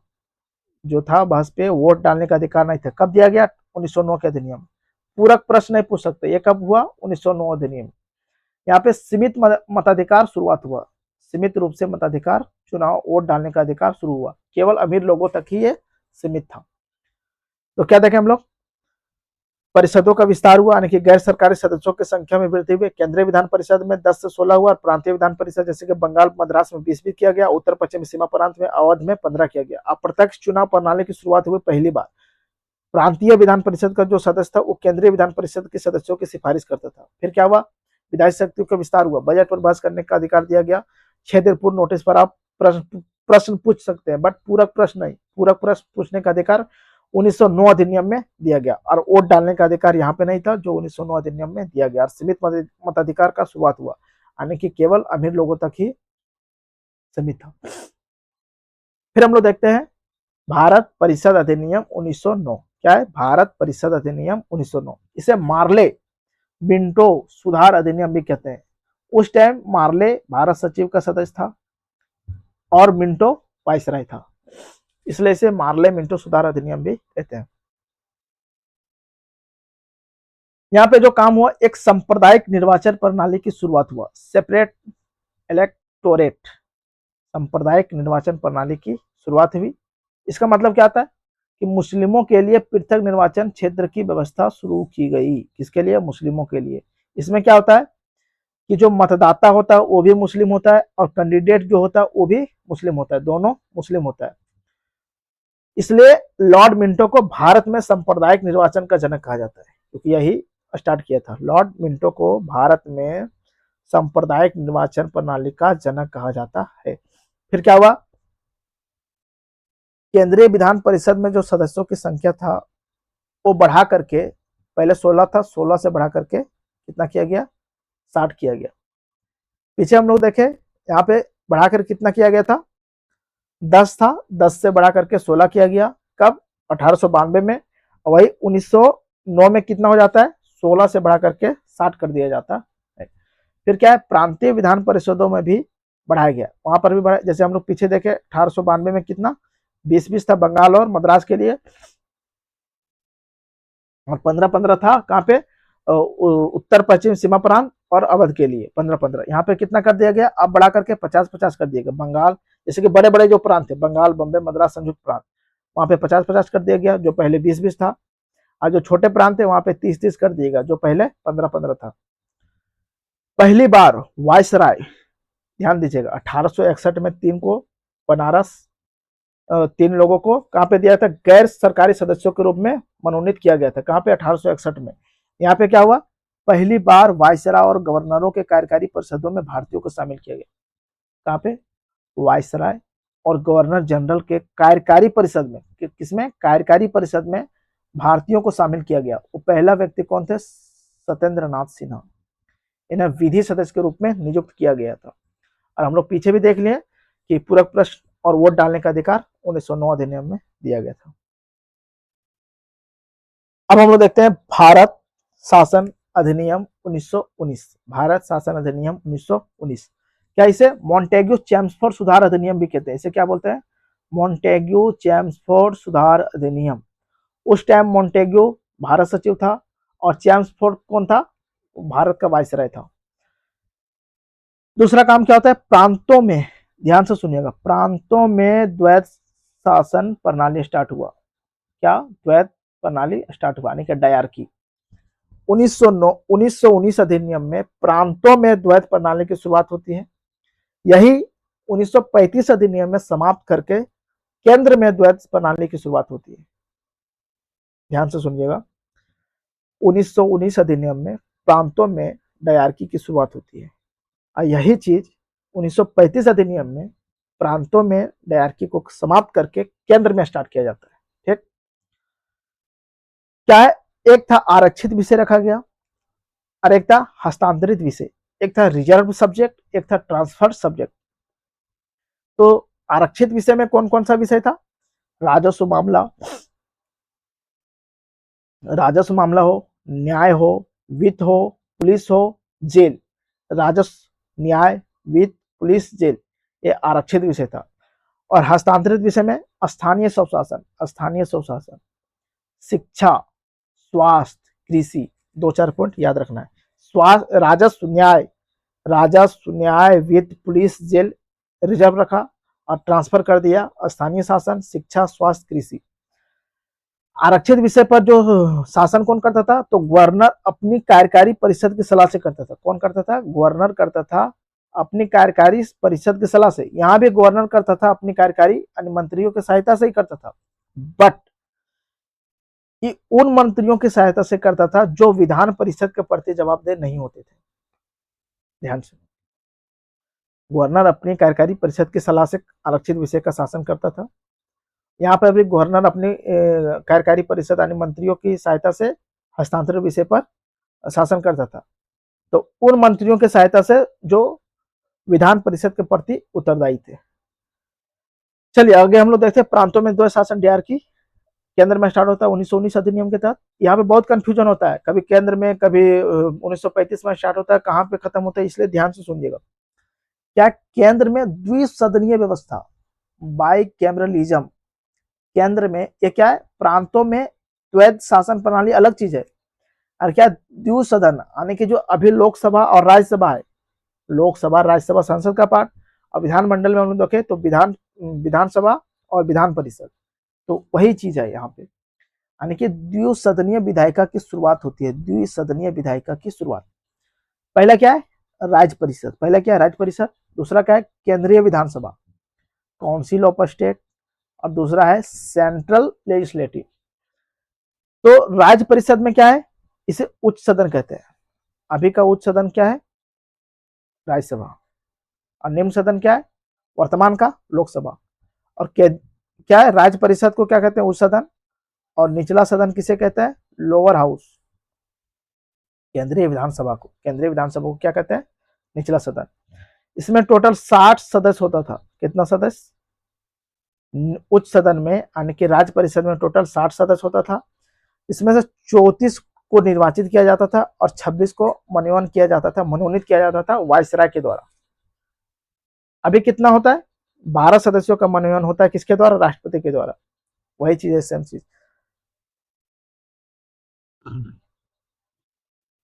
क्या था? विधानसभा। क्या है? विधानसभा। इसे निचला सदन, लोअर हाउस कहते थे। 144 सदस्य था। कितना? 144 सदस्य। वर्तमान का भी समझे तो लोकसभा, उस टाइम क्या था? विधानसभा। जिसमें से 104 लोगों का मनोनयन होता था, निर्वाचित होता था, और 40 लोगों को मनोनीत किया जाता था। बजट पर जो स्वीकृति था केवल लोकसभा विधानसभा का था। फिर इसी एक्ट को देखते हैं 1919 अधिनियम हम लोग का चल रहा है। इसमें क्या हुआ था? प्रत्यक्ष चुनाव एवं सीमित मताधिकार की शुरुआत हुई थी। प्रत्यक्ष चुनाव और सीमित मताधिकार। सीमित वर्ग को ही वोट डालने का अधिकार था। जो चुनाव में जो वोट डालने का अधिकार था वो सीमित वर्ग तक ही सीमित था। जैसे कि शैक्षणिक योग्यता के आधार पर चुनाव होता था। किसके द्वारा? शैक्षणिक योग्यता के आधार पर। यहाँ पे सांप्रदायिक निर्वाचन का विस्तार किया गया। वहां पे मुस्लिमों तक सीमित था, यहाँ पे सिखों को दिया गया, भारतीय ईसाइयों को दिया गया, एंग्लो इंडियंस को दिया गया, और यूरोपियन को दिया गया। फिर क्या हुआ? लोक सेवा आयोग का गठन किया गया। लोक सेवा आयोग का गठन किया गया। 1926 में केंद्रीय लोक सेवा आयोग की स्थापना हुई। आज का जो वर्तमान यूपीएससी है उसकी स्थापना 1926 में 1919 अधिनियम के तहत किया गया था। पहली बार प्रांतीय बजट को केंद्रीय बजट से अलग किया गया। प्रांत का जो बजट है वो केंद्र के बजट से अलग कर दिया गया। कब? 1919 के अधिनियम के तहत। अब प्रांतीय विधानसभाओं को अपना बजट बनाने का अधिकार दे दिया गया। इस अधिनियम के समीक्षा के लिए 10 साल के बाद एक आयोग गठन करने का प्रावधान किया गया था 1919 में ही। कब आना था? 10 साल के बाद 1929 में आना था, बट 1927 में ही आ जाता है, जिसका नाम है साइमन कमीशन, जिसे हिस्ट्री में पूरा डिटेल से हम लोग पढ़ेंगे। इसी एक्ट के तहत आया था। आगे हम लोग देखते हैं भारत शासन अधिनियम 1935। भारत शासन अधिनियम 1935 के बारे में देखते हैं।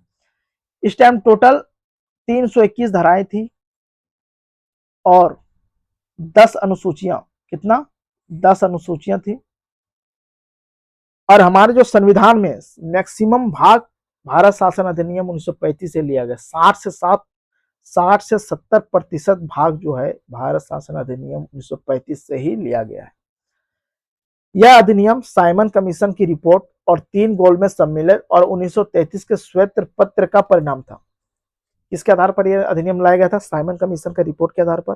3 गोलमेज सम्मेलन हुआ था उसके आधार पर, और 1933 का जो श्वेत पत्र आया था उसके अधिकार पर।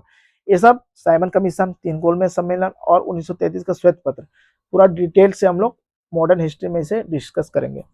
फिर क्या है? अखिल भारतीय संघ की स्थापना की गई। क्या हुआ? अखिल भारतीय संघ की स्थापना की गई। अखिल भारतीय संघ की स्थापना का प्रावधान किया गया था, बट प्रांतों, रियासतों को मिलाकर के अखिल भारतीय संघ की स्थापना का प्रावधान किया गया था, बट रियासत नहीं शामिल होने के कारण ये नहीं बना। फिर तीसरा पॉइंट है शक्तियों का विभाजन किया गया। क्या किया गया? शक्तियों का विभाजन किया गया। एक था संघ सूची, दूसरा था संवर्ती सूची, क्या था दूसरा? प्रांतीय सूची, तीसरा था संवर्ती सूची, क्या था? संवर्ती सूची। और जो बच गया था उसे रख दिया गया था अवशिष्ट शक्तियां। अवशिष्ट शक्तियां वायसराय के अधीन था। इसके अधीन? वायसराय के अधीन। तो शक्तियों का विभाजन किया गया, संघ सूची, प्रांतीय सूची, संवर्ती सूची। संघ सूची में 59 विषय था, प्रांतीय सूची में 54 विषय था और संवर्ती सूची में 36 विषय था। संघ सूची में जो कौन कौन था? विदेश मामला, रक्षा, मुद्रा, नौसेना। और प्रांतीय सूची में पुलिस, शिक्षा, न्याय, प्रांतीय लोक सेवा। और संवर्ती सूची में दंड, कानून, विवाह, सिविल प्रक्रिया। दंड, कानून, विवाह, सिविल प्रक्रिया संवर्ती सूची में रखा गया था। अवशेष शक्तियां वायसराय के अधीन था। फिर क्या है? प्रांतों में लागू द्वैध शासन समाप्त किया गया। प्रांत में जो द्वैध शासन लागू किया गया था उसे समाप्त कर दिया गया और प्रांतों को पूर्ण स्वायत्तता दे दी गई और केंद्र में द्वैध शासन का शुरुआत किया गया। क्या हुआ? केंद्र में द्वैध शासन का शुरुआत हुआ। जैसे केंद्र में द्वैध शासन शुरू हुआ जिसका 2 भाग, वही एक आरक्षित विषय रिजर्व सब्जेक्ट और एक ट्रांसफर सब्जेक्ट यानी कि हस्तांतरित विषय। इसमें क्या क्या था? इसमें रक्षा था, आरक्षित विषय में रक्षा, विदेश मामले, धार्मिक मामले, जनजातीय क्षेत्र। इसका जो नियंत्रण शासन था गवर्नर जनरल का एकाधिकार था इस पे। इसमें क्या था? जो रक्षा, विदेश मामले, धार्मिक मामले, जनजातीय क्षेत्र छोड़ करके जितना अन्य सभी मामले था उसे आरक्षित विषय में रखा गया था। इसका जो प्रबंधन करता था गवर्नर जनरल मंत्रियों की सलाह से करता था, मंत्रियों की सलाह से करता था। फिर क्या हुआ? यहाँ पे संघीय न्यायालय की स्थापना होगी। संघीय न्यायालय की स्थापना होगी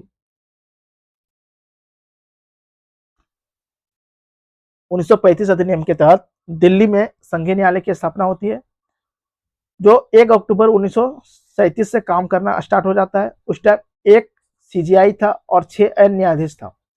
मुख्य जो न्यायाधीश था उसका नाम था सर मोरिस गवेर। यही आजादी के बाद हमारा सुप्रीम कोर्ट बना। फिर क्या? आरबीआई की स्थापना होता है 1 अप्रैल 1935 को। फिर सांप्रदायिक प्रतिनिधित्व का विस्तार किया जाता है, यानी कि दलितों को दिया जाता है, महिलाओं को दिया जाता है और श्रमिकों को दिया जाता है। 3 दलित, महिला, श्रमिक। 1919 में 4 लोगों को दिया गया था और 1909 ईस्वी में केवल मुस्लिम को। प्रांतों में द्विसदनीय व्यवस्था स्थापित होता है।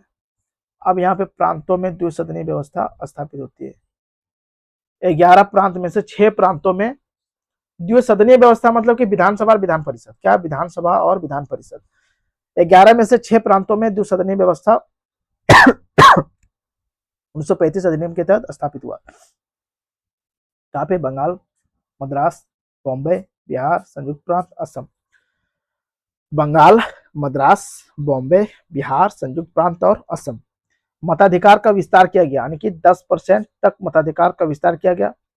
भारत परिषद जो कब बना था? 1858 अधिनियम के तहत बना था, उसे 1935 अधिनियम में समाप्त कर दिया गया।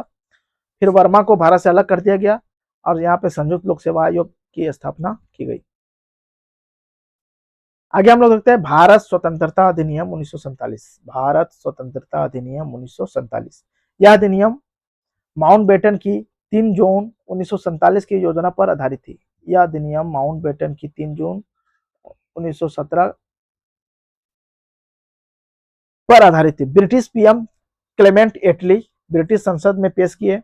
18 जुलाई 1947 को शाही स्वीकृति मिल गई और 15 अगस्त 1947 से यह अधिनियम प्रभावी हो गया। इसमें क्या हुआ था? 2 स्वतंत्र डोमिनियन की स्थापना हुआ। 15 अगस्त 1947 को भारत में ब्रिटिश शासन समाप्त हो गया। क्या हुआ, भारत में ब्रिटिश शासन की समाप्ति हो गई। वायसराय वायसराय पद की समाप्ति हो गया, जो 1858 अधिनियम में बना था। यहाँ पे गवर्नर जनरल की नियुक्ति की गई। किसकी? गवर्नर जनरल की नियुक्ति की गई। दोनों देशों में अलग अलग। ब्रिटिश सम्राट कौन किया नियुक्ति? ब्रिटिश सम्राट किया था। लॉर्ड माउंटबेटन स्वतंत्र भारत के पहले गवर्नर जनरल बने, और प्रधानमंत्री पंडित जवाहरलाल नेहरू स्वतंत्र भारत के पहले प्रधानमंत्री बने। पहले गवर्नर जनरल भारत के कौन बना? Lord Mountbatten. वहीं अगर देखा जाए तो पाकिस्तान के पहले गवर्नर जनरल कौन बना? मोहम्मद अली जिन्ना। फिर पाकिस्तान के पहले प्रधानमंत्री कौन बना? लियाकत अली। फिर अपना अपना संविधान बना सकते हैं। इसमें बता दिया गया कि सभी दोनों देश अपना अपना संविधान बना सकते हैं। जब तक संविधान बनकर तैयार नहीं होता है तब तक 1935 अधिनियम के तहत शासन चलाया जाएगा। ये चीज बता दिया गया 1947 अधिनियम में। फिर रियासतों को पूर्ण स्वतंत्रता दे दी गई कि रियासत स्वतंत्र है, या तो भारत में रह सकते हैं, या पाकिस्तान जा सकते हैं, या अपना स्वतंत्र रह सकते हैं। भारत के राज सचिव का जो पद था उसका अंत कर दिया गया, जो 1858 अधिनियम में बना था। फिर क्या है, सीमाओं का निर्धारण किया गया। सिरिल रेडक्लिफ की अध्यक्षता में सीमाओं का रेखांकन किया गया। फिर आगे हम लोग देखते हैं, अंतरिम सरकार की स्थापना की गई। पंडित जवाहरलाल नेहरू प्रधानमंत्री बने, राष्ट्रमंडल का मामला देखते थे, विदेशी मामला देखते थे। प्रधानमंत्री, राष्ट्रमंडल और विदेशी मामला कौन देखते थे? पंडित जवाहरलाल नेहरू। फिर आते हैं सरदार वल्लभ भाई पटेल। इनको गृह मामला दिया, गृह मंत्री बनाया गया, सूचना मंत्री बनाया गया, और प्रसारण, गृह सूचना प्रसारण सरदार वल्लभ भाई पटेल। प्रधानमंत्री, राष्ट्रमंडल, विदेशी मामला पंडित जवाहरलाल नेहरू। गृह सूचना प्रसारण मंत्री सरदार वल्लभ भाई पटेल। डॉक्टर राजेंद्र प्रसाद को खाद्य और कृषि मंत्री बनाया गया, खाद्य और कृषि मंत्री। मौलाना अबुल कलाम आजाद को शिक्षा मंत्री। डॉक्टर जॉन मथाई को रेलवे और परिवहन मंत्रालय मिला। किसे? डॉक्टर जॉन मथाई को। फिर आगे हम लोग देखते हैं क्या है, नेक्स्ट चैप्टर आता है संविधान का निर्माण। 2 चैप्टर हम लोग कंप्लीट कर लिए। पहला बेसिक कॉन्सेप्ट और दूसरा ऐतिहासिक पृष्ठभूमि, हिस्टोरिकल बैकग्राउंड, जो 1773 अधिनियम से लेकर के 1947 अधिनियम तक पूरा डिटेल एक्सप्लेन हम लोग किए, कोई पॉइंट हम लोग छोड़े नहीं है। अब देखते हैं नेक्स्ट चैप्टर, संविधान का निर्माण। क्या है? संविधान का निर्माण।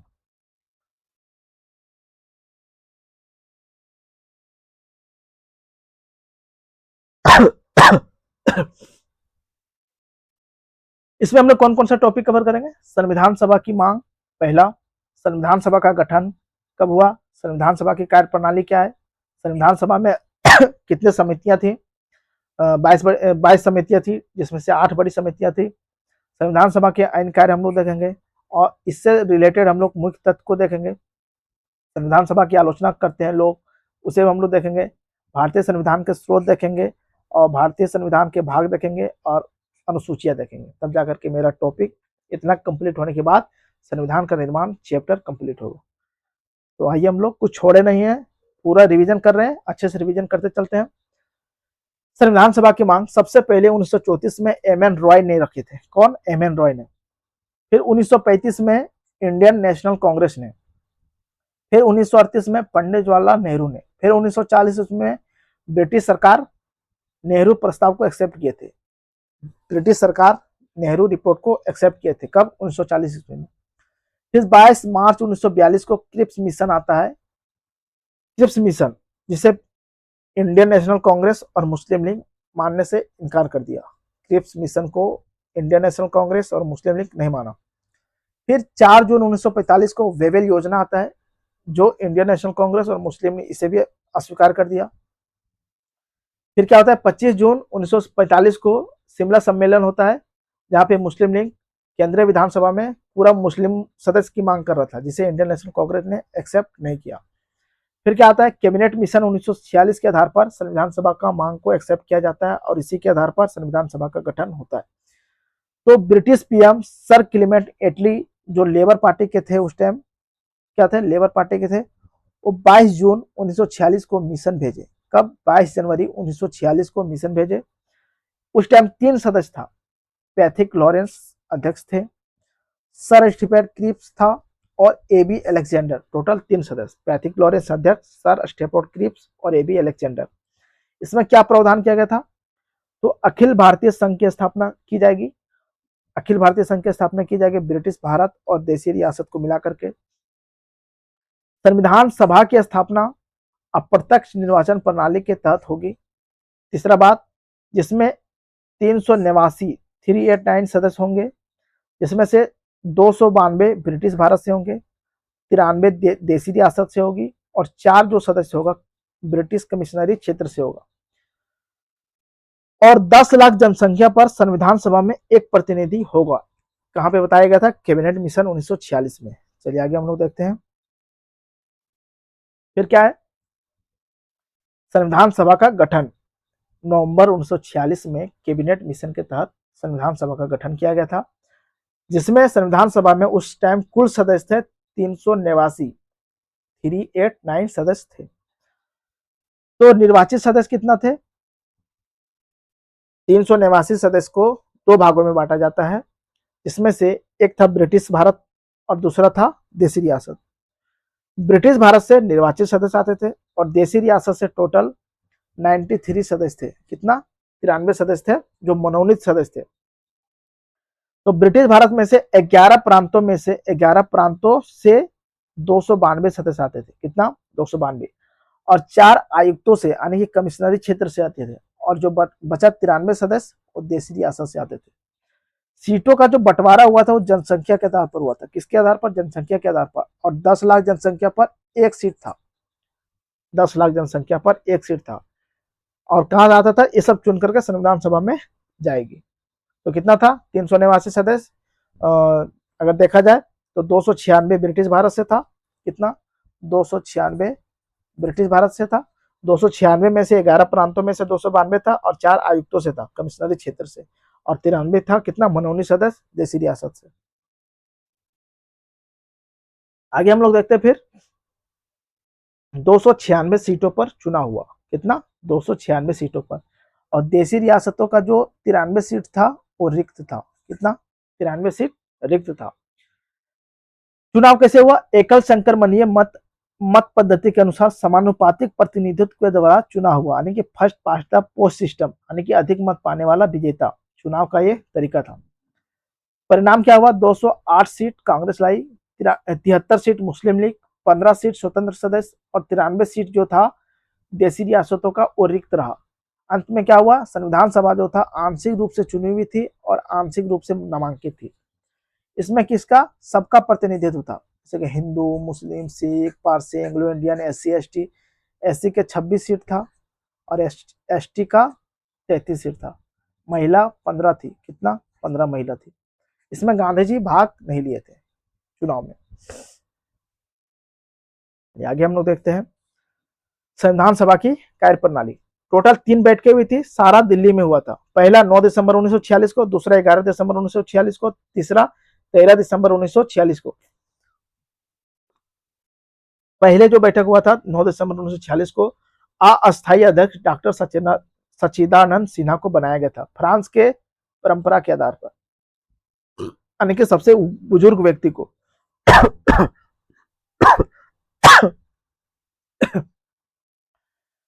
संविधान सभा की पहली बैठक जो हुई थी 9 दिसंबर 1946 ईस्वी को, उस टाइम मुस्लिम लीग और देशी रियासत नहीं आए थे। मुस्लिम लीग अलग संविधान सभा की मांग कर रही थी, इसलिए मुस्लिम लीग नहीं आई। इस टाइम टोटल 11 सदस्य था। पहली बैठक में कितना सदस्य था? 11। और अंतिम बैठक में 284 कब होता है? 24 जनवरी 1950 को। फिर है दूसरा बैठक 11 दिसंबर 1946 को। इस टाइम अस्थायी अध्यक्ष जो बनाया जाता है डॉक्टर राजेंद्र प्रसाद को, और 2 अस्थायी या उपाध्यक्ष बनाया जाता है डॉक्टर HC मुखर्जी और VT कृष्णाचारी को। 13 दिसंबर 1946 को संविधान सभा की तीसरी बैठक में पंडित जवाहरलाल नेहरू के द्वारा उद्देश्य प्रस्ताव प्रस्तुत किया जाता है। इसे 22 जनवरी 1947 को एक्सेप्ट किया जाता है। यही उद्देश्य प्रस्ताव आगे चलकर संविधान की प्रस्तावना बनी, जिसमें से 8 आर्टिकल था। तो देख ले संविधान सभा की कार्यप्रणाली। 3 बैठकें हुई थी, सारा दिल्ली में हुआ था। पहले 9 दिसंबर, 11 दिसंबर, 13 दिसंबर, 2-2 दिन के गैप पर। अस्थायी अध्यक्ष डॉक्टर सच्चिदानंद सिन्हा को बनाया गया था फ्रांस की परंपरा के आधार पर। मुस्लिम लीग देसी रियासत यहाँ पे नहीं थी, टोटल 11 सदस्य था। दूसरा बैठक जो हुआ था दिल्ली में, उसका अस्थायी अध्यक्ष डॉक्टर राजेंद्र प्रसाद और 2 उपाध्यक्ष बना था डॉक्टर एस.सी. मुखर्जी और वी.डी. कृष्णमाचारी। तीसरा बैठक हुआ था नई दिल्ली में ही 13 दिसंबर 1946 को, जिस टाइम पंडित जवाहरलाल नेहरू ने उद्देश्य प्रस्ताव लाए, जिसे 22 जनवरी 1947 को एक्सेप्ट किया गया।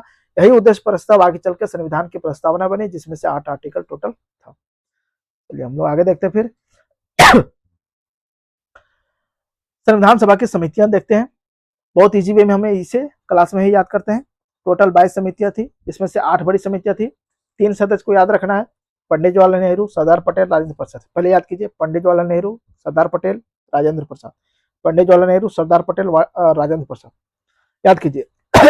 जितना संघ का मामला होगा, संघ संविधान समिति, संघीय शक्ति समिति और राज्यों के साथ समझौता समिति, संघीय संविधान समिति, संघीय शक्ति समिति और राज्य समझौता समिति, सबका जो अध्यक्ष थे पंडित जवाहरलाल नेहरू। सरदार वल्लभ भाई पटेल दो याद रखना है, एक मौलिक अधिकार यानी कि फंडामेंटल राइट पर, और दूसरा अल्पसंख्यकों या जनजातियों पर जो समिति के अध्यक्ष थे वो थे सरदार वल्लभ भाई पटेल। मौलिक अधिकारों पर उप समिति का जो अध्यक्ष थे वो जे.पी. कृपलानी। याद रखना है, जे.पी. कृपलानी। फंडामेंटल राइट पर उप समिति था, उसका जो अध्यक्ष थे जे.पी. कृपलानी। और अल्पसंख्यकों या जनजातियों पर उप समिति का अध्यक्ष कौन थे? H C. Mukherjee. J P. Kripalani fundamental right के उप समिति के अध्यक्ष, एच.सी. मुखर्जी अल्पसंख्यकों या जनजातियों पर उप समिति के अध्यक्ष। फिर राजेंद्र प्रसाद। 3 वर्ड याद रखें, नियम प्रक्रिया संचालन, नियम प्रक्रिया संचालन। क्या है? नियम प्रक्रिया संचालन समिति के अध्यक्ष डॉक्टर राजेंद्र प्रसाद। तो फिर से एक बार रिकॉल करते हैं हम लोग। संघ संविधान, संघीय शक्ति, राज्य समझौता। संघ संविधान, संघीय शक्ति, राज्य समझौता, पंडित जवाहरलाल नेहरू। फंडामेंटल राइट, अल्पसंख्यक जनजातीय, पटेल जी। और एफ.आर. पर उप समिति जे.पी. कृपलानी, अल्पसंख्यक पर उप समिति एच.सी. मुखर्जी। नियम प्रक्रिया संचालन इसी तरह याद रखूंगा, नियम प्रक्रिया संचालन राजेंद्र प्रसाद। चलिए आगे हम लोग फिर देखते हैं संविधान सभा के एनी कार्ड देखते हैं। अंगीकृत यानी कि एक्सेप्ट जो किया गया था 22 जुलाई 1947 को राष्ट्रीय ध्वज को अपनाया गया था। 24 जनवरी 1950 को टोटल 4 काम हुआ था। राष्ट्रगान को अपनाया गया था, राष्ट्रगीत को अपनाया गया था, राजेंद्र प्रसाद को प्रथम राष्ट्रपति बनाया गया था, और 24 जनवरी 1950 को अंतिम बैठक हुआ था, जिस टाइम 284 सदस्य थे टोटल। कितना? 284 सदस्य। भारत का राष्ट्रीय गीत वंदे मातरम है। क्या है? वंदे मातरम। भारत का राष्ट्रगान क्या है? जनगण मन अधिनायक जय हो, जनगण मन। तो इसमें डिफरेंट है। क्या है? वंदे मातरम यानी कि राष्ट्रीय गीत की रचना बंकिम चंद्र चटर्जी ने 1882 में किए थे। इसका टाइम पीरियड नहीं है, कितना टाइम में गाया जाता है नहीं है। इसका फर्स्ट टाइम यानी कि राष्ट्रीय गीत को, वंदे मातरम को कब गाया गया था? तो 1896 ईस्वी में। 1896 ईस्वी में इंडियन नेशनल कांग्रेस के कलकत्ता अधिवेशन में गाया गया था सबसे पहले। इसकी भाषा संस्कृति और बंगाली है। राष्ट्रीय गीत, राष्ट्रीय गान जनगण मन कौन रचना किए थे? रविंद्रनाथ टैगोर। 52 सेकंड में गाया जाता है। फर्स्ट टाइम 1911 में नेशनल कांग्रेस यानी कि कांग्रेस के कलकत्ता अधिवेशन में गाया गया था। इसकी जो भाषा मूलतः बंगाली है। कैसा? बंगाली। राष्ट्रगीत वंदे मातरम, राष्ट्रगान जनगण मन, राष्ट्रगीत की रचना बंकिम चंद्र चटर्जी और राष्ट्रगान की रचना रविंद्रनाथ टैगोर। पहली बार कब गाया गया था? राष्ट्रगीत को 1896 में कांग्रेस के कलकत्ता अधिवेशन में, और इसे कांग्रेस के कलकत्ता अधिवेशन में इसे भी, बट 1911 में।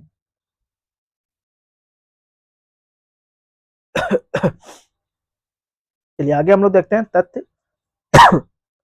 संविधान को टोटल बनने में कितना टाइम लगा? तो 2 साल। 2 साल 11 महीना 18 दिन। 2 साल 11 महीना 18 दिन। 2 साल 11 महीना 18 दिन। टोटल 11 सत्र हुआ था, अंतिम दिन को मिला करके टोटल 12 सत्र हुआ था। कितना? 12 सत्र। प्रारूप पर जो विचार किया गया था वो 114 दिन किया गया था। प्रारूप पर विचार 114 दिन किया गया था। 60 देशों के संविधान को पढ़ा गया था टोटल। कितना? 60 देशों के संविधान को पढ़ा गया था। आंशिक रूप से लागू जो हुआ था 26 नवंबर 1949 को लागू हुआ था, जिस टाइम 16 आर्टिकल को लागू किया गया था। और पूर्ण रूप से जो लागू किया गया था 26 जनवरी 1950 ईस्वी को लागू किया गया था। इसलिए 26 जनवरी को गणतंत्र दिवस मनाया जाता है, क्योंकि हमारा संविधान पूर्ण रूप से 26 जनवरी 1950 को लागू हुआ था। याद रखिएगा, 26 नवंबर 1949 ईस्वी को संविधान आंशिक रूप से लागू हुआ था, जिस टाइम 16 आर्टिकल को लागू किया गया था। और संविधान को पूर्ण रूप से जो लागू किया गया था वो 26 जनवरी 1950 को लागू किया गया था, इसलिए 26 जनवरी को गणतंत्र दिवस मनाया जाता है। फिर क्या है? 26 जनवरी 1930 को पूर्ण स्वराज दिवस मनाया गया था। ये बोल ही दिया गया था पहले लाहौर अधिवेशन 1929 को कि हम लोग 26 जनवरी को पूर्ण स्वराज दिवस मनाएंगे। संविधान सभा की अंतिम जो बैठक हुआ था और संविधान सभा पर जो हस्ताक्षर हुआ था, संविधान सभा की अंतिम बैठक 24 जनवरी 1950 को हुआ था और जो अंतिम हस्ताक्षर हुआ था 284 सदस्यों के द्वारा हुआ था। संविधान सभा 1952 ईस्वी तक, कब? 1952 ईस्वी तक अंतरिम संसद के रूप में काम किया। जब संविधान को लागू किया गया था उस टाइम एक प्रस्तावना था, 22 भाग था, 395 आर्टिकल, 8 अनुसूचियां। वर्तमान में कितना है? वर्तमान में भी एक प्रस्तावना है। अब 25 भाग हो गया, 475 से ज्यादा आर्टिकल हो गया और 12 अनुसूचियां हो गई। संविधान सभा के प्रतीक मोहर क्या था? हाथी। सुलेखक यानी कि अंग्रेजी में जो नोट किए थे, लिखे थे, उनका नाम क्या था? प्रेम बिहारी नारायण राजादा। प्रेम बिहारी याद रखिए। और हिंदी के सुलेखक याद आ जाएगा, 6ठी क्लास बसंत नाम का एक पुस्तक आता है, 6ठी 7वीं 8वीं तक, तो उसी के नाम पे आप लोग याद रख लीजिए, हिंदी में ही आता है। तो बसंत कृष्ण वैद, बसंत कृष्ण वैद। हिंदी सुलेखक कौन थे? बसंत कृष्ण वैद। पेजों को जो सजाए थे उनका नाम क्या था? नंदलाल बोस। नंदलाल बोस और राम मनोहर सिन्हा। नंदलाल बोस और राम मनोहर सिन्हा पेजों को। तो अंग्रेजी प्रेम बिहारी, हिंदी बसंत कृष्ण वैद, पेजों की सजावट नंदलाल बोस। कितना टाइम लगा था? 2 साल 11 महीने 18 दिन। कुल 11 सत्र हुआ था। प्रारूप पर 114 दिन विचार हुआ था। 60 देशों का आकलन हुआ था। आंशिक लागू 26 नवंबर 1949 को, पूर्ण लागू 1950 को, इसलिए 26 जनवरी को गणतंत्र दिवस मनाया जाता है। अंतिम बैठक 24 जनवरी 1950 को और अंतिम संविधान पर हस्ताक्षर जो किए थे अंतिम रूप से 284 सदस्य।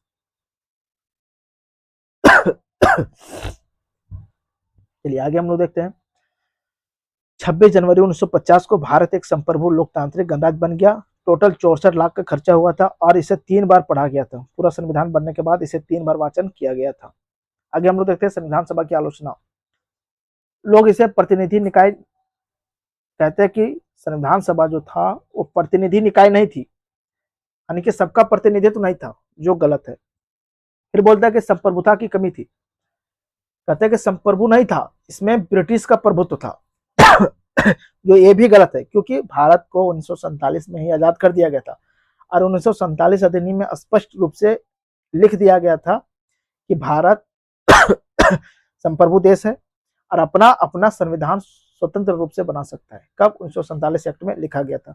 जो ये आधार लगाते वो गलत है, क्योंकि संप्रभुता की कमी नहीं थी, इसमें जितना था सब भारतीय लोग थे। बोलता है कि समय की बर्बादी थी, बट ये चीज गलत है। देखिए, कोई भी अच्छा काम अगर करेंगे तो समय लगना जायज है। कोई भी अच्छे काम करने के लिए समय तो लगेगा ही। अगर इतना बड़ा जैसे कि भारत इतना बड़ा क्षेत्र में फैला हुआ, इतने लोगों को समायोजित करना, उस टाइम का कंडीशन अकॉर्डिंग, उस टाइम अलग ही कंडीशन था, तो समय तो लगना जायज ही था। जी ऑस्टिन महोदय कहता है कि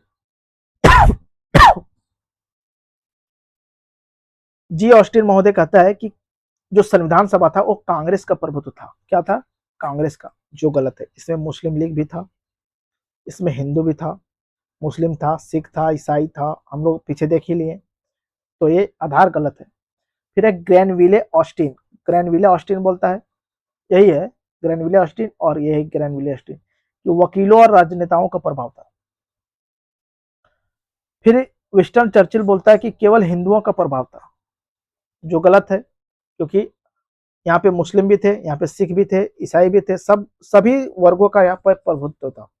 विंस्टन चर्चिल कहता है कि केवल ये हिंदुओं का प्रभुत्व था। फिर हम लोग देखते हैं संविधान की प्रमुख विशेषताएं। तो ये सबसे लंबा लिखित संविधान है, विभिन्न देशों से लिया गया है, मैक्सिमम 1935 अधिनियम से लिया गया है। हम लोग देखे थे 60 देशों का आकलन किया गया था। ये मिश्रित संविधान है, भारत का संविधान मिश्रित है, यानी कि कठोर भी है, लचीला भी, और क्या है, एकात्मकता की ओर झुकाव के साथ संघीय व्यवस्था अपनाता है। फिर क्या है, भारतीय संविधान अमेरिका की अध्यक्षीय प्रणाली को नहीं अपनाया, बल्कि ब्रिटेन के संसदीय प्रणाली को अपनाया। इसलिए भारत कैसा है, भारत एक संसदीय शासन प्रणाली वाला देश है। इसका अर्थ क्या होता है, वास्तविक मुखिया प्रधानमंत्री होता है और नाममात्र का मुखिया राष्ट्रपति होता है। फिर क्या है, भारत का न्यायपालिका एकीकृत व स्वतंत्र है, यूएसए में अलग अलग है, राज्य का अलग अलग है और सेंट्रल का अलग अलग है। और भारतीय संविधान धर्मनिरपेक्ष है, यानी कि धर्म के प्रति तटस्थ है, किसी धर्म विशेष पर नहीं। भारतीय संविधान धर्मनिरपेक्ष है, सभी धर्मों को समान दर्जा देगा। फिर क्या है, सार्वभौम वयस्क मताधिकार अपने 61वां संविधान संशोधन 1989 में जो पहले वोट डालने का अधिकार था 21 साल था, उसे घटा करके 18 साल कर दिया। एकल नागरिकता का प्रावधान है, जो यूएसए में दोहरी नागरिकता का प्रावधान है। अब हम लोग देखते हैं भारतीय संविधान के स्रोत क्या है। भारतीय संविधान के स्रोत, भारत शासन अधिनियम 1935 से क्या क्या लिया गया, तो न्यायपालिका लिया गया, संघीय व्यवस्था लिया गया, राज्यपाल का पद लिया गया, लोक सेवा आयोग का पद लिया गया, आपातकालीन प्रावधान लिया गया और प्रशासनिक विवरण लिया गया। ब्रिटेन से क्या क्या ग्रहण किए, राष्ट्रपति नाम मात्र का प्रमुख है, लोकसभा का अध्यक्ष, विधि का शासन, संसदीय शासन प्रणाली, द्विसदनीय संसद, प्रधानमंत्री का पद, मंत्रियों के कैबिनेट प्रणाली, निम्न सदन का अधिक शक्तिशाली होना, निम्न सदन के प्रति मंत्री परिषद का सामूहिक उत्तरदायित्व। कहां से लिए, सारा ब्रिटेन से लिए। यूएसए से क्या लिया, लिखित संविधान लिए, क्या लिखित संविधान यूएसए से। न्यायिक समीक्षा यूएसए से, न्यायपालिका की स्वतंत्रता यूएसए से। प्रस्तावना कहां से लिए, यूएसए से। सुप्रीम कोर्ट और हाई कोर्ट के न्यायाधीशों को हटाने का जो प्रावधान लिए, यूएसए से लिए। राष्ट्रपति पर जो महाभियोग है वो अमेरिका से लिए। राष्ट्रपति और उपराष्ट्रपति का जो कार्य है वो भी हम लोग कहां से लिए, अमेरिका से लिए। तो एक बार फिर देखते हैं 1935 से क्या क्या लिया, न्यायपालिका, संघीय व्यवस्था, राज्यपाल का पद, लोक सेवा आयोग, आपातकालीन प्रावधान, प्रशासनिक विवरण। ब्रिटेन से राष्ट्रपति नाम मात्र का प्रमुख है, लोकसभा का अध्यक्ष, विधि का शासन, संसदीय शासन प्रणाली, द्विसदनीय संसद, प्रधानमंत्री का पद, मंत्रियों के कैबिनेट प्रणाली, निम्न सदन का अधिक शक्तिशाली होना और निम्न सदन के प्रति मंत्रिपरिषद का सामूहिक उत्तरदायित्व ब्रिटेन से ग्रहण किया। लिखित संविधान अमेरिका से, न्यायिक समीक्षा, न्यायपालिका की स्वतंत्रता, प्रस्तावना, सुप्रीम कोर्ट हाई कोर्ट के न्यायाधीशों को हटाना, राष्ट्रपति पर महाभियोग लगाना, राष्ट्रपति और उपराष्ट्रपति के काम सारा कहां से लिए, अमेरिका से लिए। चलिए आगे हम लोग देखते हैं ऑस्ट्रेलिया से क्या क्या लिया, समवर्ती सूची लिए, प्रस्तावना की भाषा ली ऑस्ट्रेलिया से, संयुक्त बैठक आर्टिकल 108 में जो प्रावधान किया गया वो कहां से लिया, ऑस्ट्रेलिया से लिए। समवर्ती सूची, प्रस्तावना की भाषा लिए हैं, और प्रस्तावना कहां से ग्रहण किया हम लोग, यूएसए से। फिर क्या है संयुक्त बैठक, फिर क्या है व्यापार वाणिज्य की स्वतंत्रता। फिर हम लोग सोवियत संघ से क्या लिए, फंडामेंटल ड्यूटीज, पंचवर्षीय योजना, सामाजिक आर्थिक राजनीतिक न्याय का दर्शन। फंडामेंटल ड्यूटीज, पंचवर्षीय योजना, सामाजिक आर्थिक राजनीतिक न्याय का दर्शन कहां से लिया हम लोग, सोवियत संघ से। जापान से क्या लें, विधि द्वारा स्थापित प्रक्रिया। जर्मनी से विधि द्वारा स्थापित प्रक्रिया, जापान से। फंडामेंटल ड्यूटीज सोवियत संघ से, ये याद रखना है। आपातकाल के दौरान फंडामेंटल निर्मल हो जाते हैं, कहां से लिए, जर्मनी से। अवशिष्ट शक्तियां केंद्र में है, कहां से लिए, कनाडा से। केंद्र द्वारा राज्यपाल की नियुक्ति केंद्र के द्वारा किया जाता है, वो कहां से लिए, कनाडा से। केंद्र सरकार ज्यादा शक्तिशाली है, राज्य सरकार कम, कहां से लिए, कनाडा से। फ्रांस से क्या लिए, गणराज, स्वतंत्रता, समता, बंधुत्व। गणराज, स्वतंत्रता, समता, बंधुत्व कहां से लिए, फ्रांस से। आयरलैंड से लिए डीपीएसपी, राष्ट्रपति का निर्वाचन राष्ट्रपति द्वारा राज्यसभा के लिए 12 सदस्यों का जो नामांकन किया जाता है वो भी कहाँ से लिए हम लोग, आयरलैंड से लिए। दक्षिण अफ्रीका से क्या लिए, राज्यसभा के सदस्यों का निर्वाचन और संविधान का संशोधन कहाँ से लिए, दक्षिण अफ्रीका से।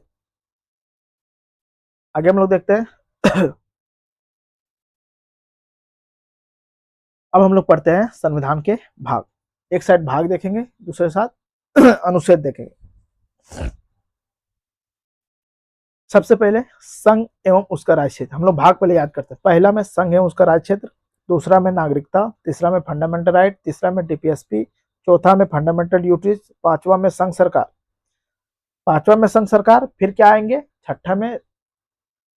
छठा में राज्य सरकार, सातवां खत्म हो गया, आठवां में केंद्र, आठवां में हो गया यूटीज, क्या हो गया, केंद्र शासित प्रदेश के बारे में, पांचवा में संघ सरकार, छठा में राज्य सरकार, आठवां में यूटीज, सातवां खत्म हो गया। तैयार तक याद हुआ। पहला संघ है उसका राज्य क्षेत्र, दूसरा नागरिकता, तीसरा फंडामेंटल राइट, तीसरा डीपीएसपी, चौथा चौथा 4A में क्या, फंडामेंटल ड्यूटीज, पांचवा में संघ सरकार, छठा में राज्य सरकार, सातवां खत्म हो गया, आठवां में केंद्र शासित प्रदेश। याद रखना इजी है। संघ है उसका राज्य क्षेत्र, आर्टिकल 1 से 4, नागरिकता 5 से 11, फंडामेंटल राइट 12 से 35, डीपीएसपी 36 से 51, फंडामेंटल ड्यूटीज 51 ये, और संघ सरकार 52 से लेकर के 151। संघ सरकार को 5 अध्याय में बांटा गया, जिसमें हम लोग पढ़ेंगे कार्यपालिका 52 से 78 तक, संसद पढ़ेंगे 79 से 122 तक, राष्ट्रपति की विधायी शक्ति आर्टिकल 123, संघ की न्यायपालिका 124 से 147, और कैग 148 से 151। फिर से देखते हैं, संघ सरकार 5 अध्याय में बांटा गया है, जो आर्टिकल 52 से 151 तक है। कार्यपालिका पढ़ेंगे, जिसमें से राष्ट्रपति, उपराष्ट्रपति, प्रधानमंत्री, मंत्रिपरिषद, ऐसा सब पढ़ेंगे कार्यपालिका में। तो कहां से कहां तक, कार्यपालिका 52 से 78, संसद पढ़ेंगे 79 से 122 तक, राष्ट्रपति की विधायी शक्ति पढ़ेंगे 123 आर्टिकल, संघ की न्यायपालिका 124 से 147, 124 से 147, कैग पढ़ेंगे, भारत का कैग पढ़ेंगे हम लोग 148 से 151 तक। यहां तक हो गया। राज्य सरकार को भी 6 अध्याय में बांटा गया है। इसका आर्टिकल है 152 से 237। राज्य सरकार 152 से 237, 1 से 52, 237, 1 से 52 से 237 तक राज्य सरकार पढ़ेंगे। 152 में दिया गया है राज्य सरकार के बारे में। कार्यपालिका पढ़ेंगे, राज्यों की कार्यपालिका 153 से 167, इसमें पढ़ेंगे चीफ मिनिस्टर, मंत्रिपरिषद, महाधिवक्ता, चीफ मिनिस्टर, मंत्रिपरिषद, महाधिवक्ता, 153 से 167। जनरली यहां तक याद रखिए, 152 से 237 कहां तक दिया गया है, राज्य सरकार भाग 6 में।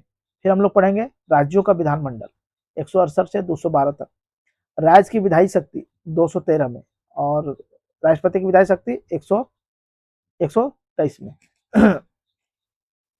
सुप्रीम कोर्ट हम लोग देखे थे 124 से 147 तक, और हाई कोर्ट हम लोग देखेंगे 214 से 232, 214 से 232, फिर 233 से 237 अधीनस्थ न्यायालय देखेंगे। फिर है एक खत्म हो गया, राज्यों से संबंधित पहली अनुसूची का खंड बा समाप्त हो गया, 238 खत्म हो गया। ठीक है, संघ और राज्य क्षेत्र यानी कि यूनियन टेरिटरी 239 से 242 तक। फिर हम लोग देखेंगे भाग 9 पंचायतें 243 से 243 ओ तक। फिर देखेंगे नगर पालिकाएं 243 पी से 243 जेड जी तक। फिर भाग 9 बी में देखेंगे सहकारी समितियां 243 जेड एच से 243 जेड टी तक। फिर देखेंगे SC ST क्षेत्र, जनजातीय क्षेत्र देखेंगे 244 से 244 ए तक। संघ और राज्यों के बीच संबंध देखेंगे 245 से 263 तक।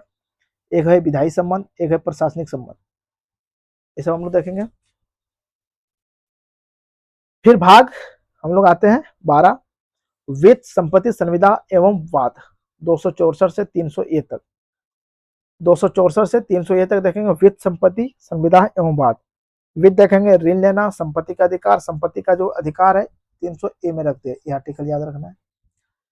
फिर भाग 13 में देखेंगे भारत के राज्य क्षेत्र के भीतर व्यापार, भारत के राज्य क्षेत्र के भीतर व्यापार, वाणिज्य और समागम, आर्टिकल 301 से लेकर के 307 तक। क्या इसमें संघ एवं राज्यों के अधीन सेवाएं, आर्टिकल 14 में आर्टिकल 308 से लेकर के 323 तक। भाग 14 में संघ एवं राज्यों के अधीन सेवाएं 308 से 323 तक। इसी में है सेवाएं देखेंगे 308 से 14 तक, और लोक सेवा आयोग के बारे में पढ़ेंगे हम लोग 315 से 323 तक। फिर वही भाग 14 ए में अधिकरण ट्रिब्यूनल, इसमें 323 ए से 323 बी तक। फिर पढ़ेंगे निर्वाचन इलेक्शन 15 भाग 15 में 324 से लेकर के 329 तक। फिर भाग 16 में पढ़ेंगे कुछ वर्गों से संबंधित विशेष प्रावधान 330 से लेकर के 342 ए तक। फिर पढ़ेंगे राज्य भाषा 343 राजभाषा हम लोग देखेंगे 343 से 351 तक। कितना 343 से 351 तक। उसमें देखेंगे संघ की भाषा देखेंगे, प्रादेशिक भाषा देखेंगे, सुप्रीम कोर्ट हाई कोर्ट की भाषा देखेंगे और विशेष निर्देश देखेंगे। फिर क्या आपातकाल इमरजेंसी भाग 18 में दिया गया 352 से 360 तक। इसे हम लोग पूरा डिटेल से पढ़ेंगे। प्रकीर्णन भाग 19 में दिया गया 361 से 367 तक। संविधान संशोधन इसे भी डिटेल से पढ़ेंगे 368 में दिया गया। भाग 20 में दिया गया। भाग 21 में अस्थायी संक्रमणशील विशेष उपवन 369 से 392 तक। फिर भाग 22 में देखेंगे संक्षिप्त नाम प्रारंभ हिंदी 393 से 395 के बीच। हमारा इतना भाग कंप्लीट हुआ। आगे हम लोग देखते हैं संविधान की अनुसूचियां, जो पहले 8 था 4 जुड़ा, अब टोटल हो गया 12। कितना हो गया टोटल 12। पहला अनुसूची कब जोड़ा गया, पहला संविधान संशोधन 1951 के द्वारा 9वीं अनुसूची जोड़ा गया, जिसमें से 31 बी भी जोड़ा गया। फिर जोड़ा गया 52वां संविधान संशोधन 1985 में 10वीं अनुसूची जोड़ा गया। 73वां संविधान संशोधन 1992 के द्वारा 11वीं अनुसूची जोड़ा गया।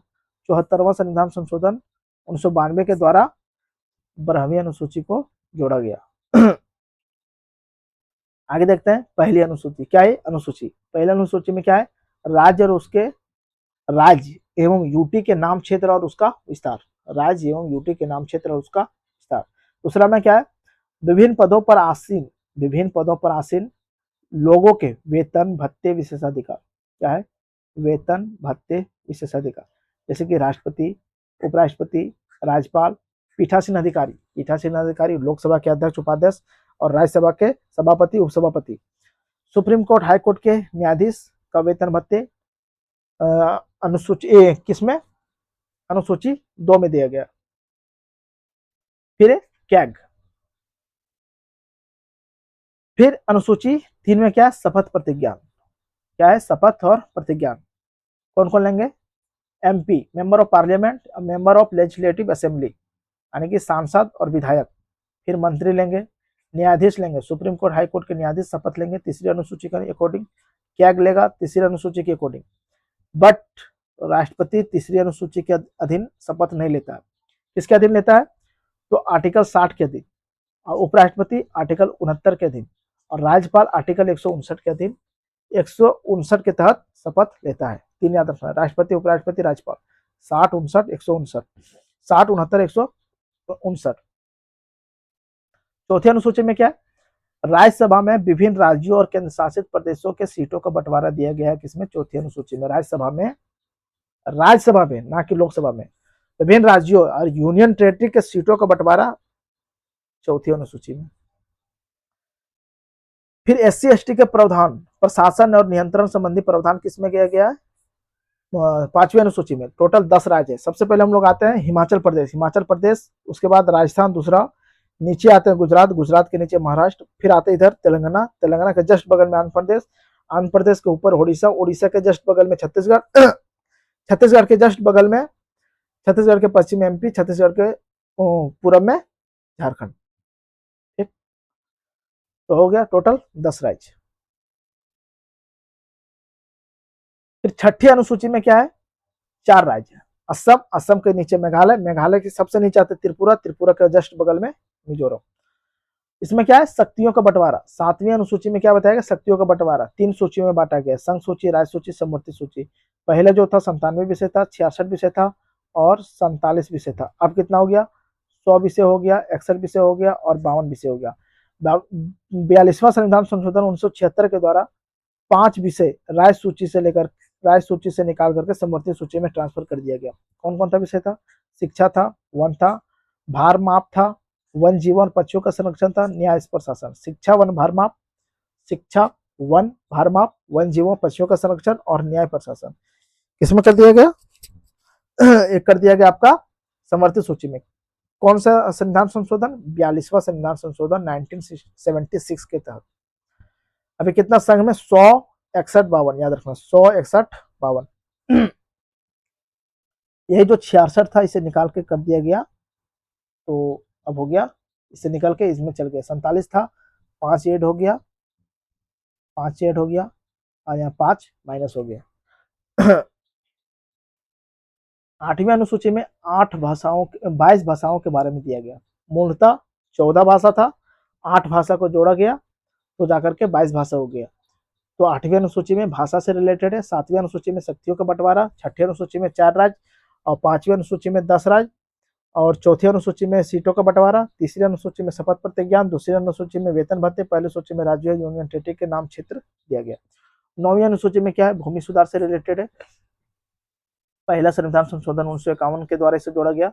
जमींदारी उन्मूलन संबंधित कानून दिया गया था। इसकी स्टार्टिंग में न्यायिक समीक्षा नहीं हो सकती थी, बट 24 अप्रैल 1973 को केशवानंद भारती मामले के बाद न्यायिक समीक्षा किया जा सकता है, बशर्ते बेसिक स्ट्रक्चर प्रभावित नहीं होना चाहिए। बेसिक स्ट्रक्चर का परिभाषा नहीं दिया गया। सुप्रीम कोर्ट बोला कि समय के अकॉर्डिंग हम बताएंगे। फिर क्या है? 10वीं अनुसूची में दल बदल विरोधी कानून दिया गया, जो 52वां संविधान संशोधन 1985 के द्वारा इसे जोड़ा गया था। फिर क्या है? 11वीं अनुसूची में पंचायत को दिया गया है, जिसे 73वां संविधान संशोधन 1992 के द्वारा जोड़ा गया था, जिसमें से 29 विषय रखा गया है। उस टाइम प्रधानमंत्री नरसिम्हा राव थे। 12वीं अनुसूची में नगर पालिका जोड़ा गया, जिसमें 74वां संविधान संशोधन 1992 के द्वारा जोड़ा गया और इसमें टोटल 18 विषय था। कितना? 18। अब हम लोग देख लेते हैं 8वीं अनुसूची के तहत जो 22 भाषा है उसमें से 8 भाषा बार बार पूछा जाता है। एक ट्रिक है कमन बोर्ड मास, ये ट्रिक याद रखना है। सबसे पहले एक तो याद हो जाएगा सिंधी, ठीक है। सिंधी जोड़ा गया था कब? 21वां संविधान संशोधन 1966 के द्वारा। फिर कोंकणी, मणिपुरी, नेपाली कब जोड़ा गया था? 71वां संविधान संशोधन 1992 के द्वारा। फिर 92 2003 के द्वारा जोड़ा गया था बोडो, डोंगरी, मैथिली, संथाली। तो पहला तो याद हो जाएगा 2167, याद रखना 2167। कैसे? ऐसे याद रखिए 2167, यानी कि 21वां संविधान संशोधन 1967 के द्वारा सिंधी जोड़ा गया था। अब हमें याद रखना है टोटल 7। कमन, कोंकणी, मणिपुरी, नेपाली के कमन, कोंकणी, एम से मणिपुरी, एन से नेपाली। कब? 71-92। कब जोड़ा गया था? 71-92। फिर 92-3 याद रखना है, 92-3।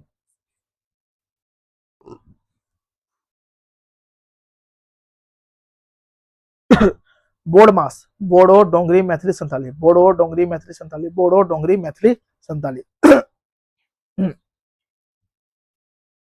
चलिए हम लोग आगे देखते हैं। 10वीं अनुसूची दल बदल विरोधी कानून इसमें है। क्या था? राजनीतिक स्थिरता बनाए रखने के लिए सांसदों और विधायकों को व्यक्तिगत लाभ के लिए पार्टी बदलने से रोकना, इसलिए इसे जोड़ा गया।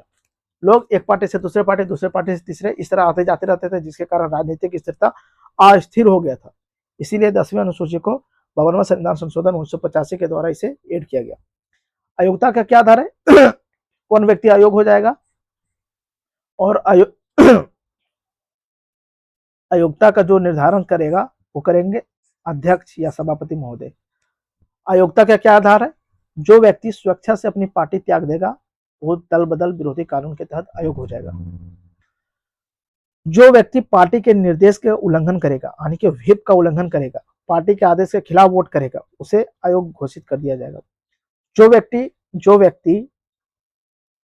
व्यक्ति मनोनीत होता है और 6 महीना के बाद किसी का सदस्यता ग्रहण करना पड़ता है, और 6 महीना के बाद यदि वह अन्य किसी राजनीतिक दल में शामिल हो जाता है तो उसे अयोग्य घोषित कर दिया जाएगा दल बदल विरोधी कानून के तहत, और उसे हटा दिया जाएगा। चलिए अब हम लोग देखते हैं प्रस्तावना, उद्देशिका, प्रियम्बल। ये लास्ट है, उसके बाद हम लोग नेक्स्ट पार्ट लाएंगे जिसमें हम लोग आगे कवर करेंगे। तो आज इसे हम लोग कंप्लीट करते हैं। प्रस्तावना, उद्देशिका, इसी को बोलते हैं प्रेमबल। इसकी संकल्पना यूएसए से लिया गया था। इसकी भाषा ऑस्ट्रेलिया से ली गई थी। ये भारतीय संविधान की क्या है, भूमिका है।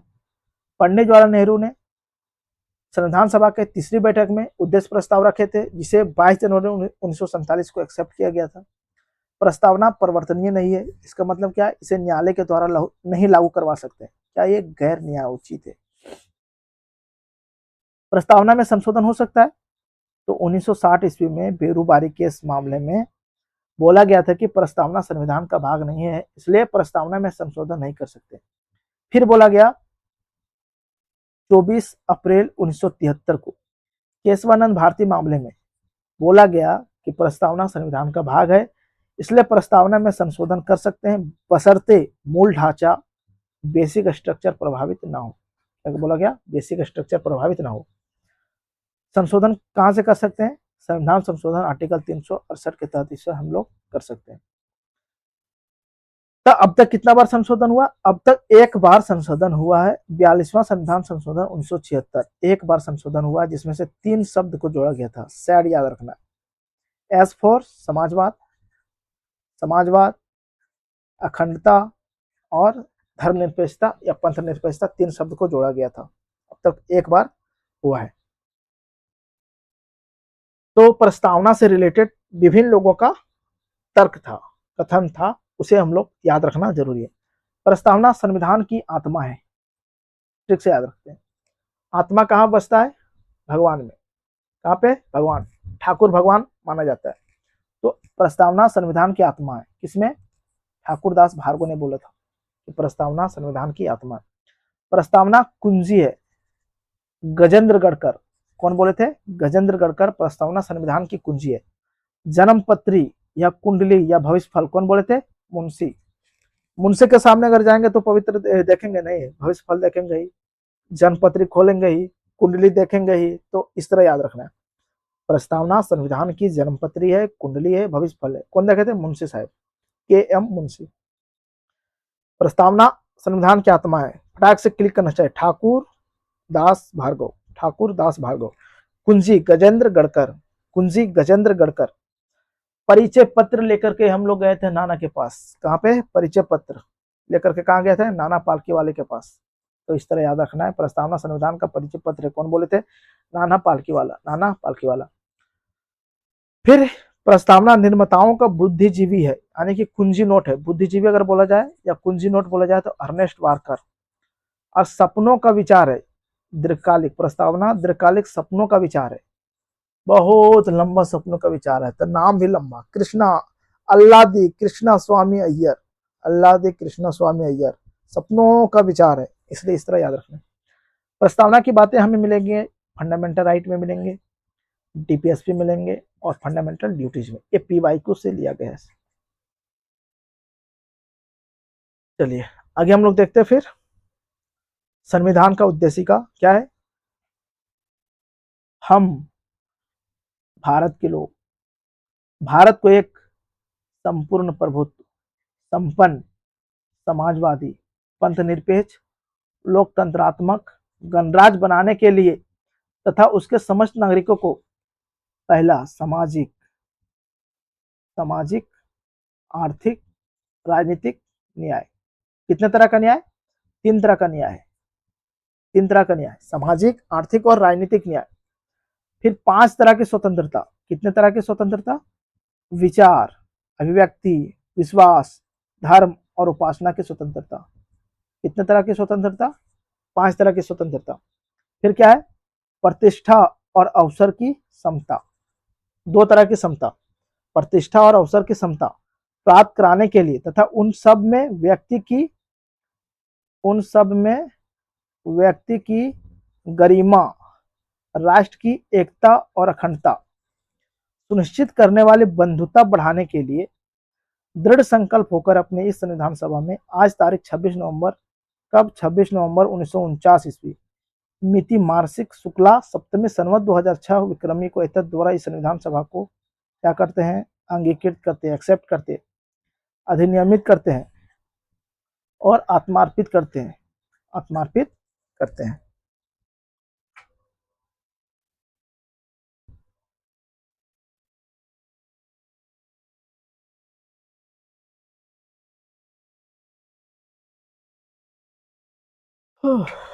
चलिए आगे हम लोग देखते हैं।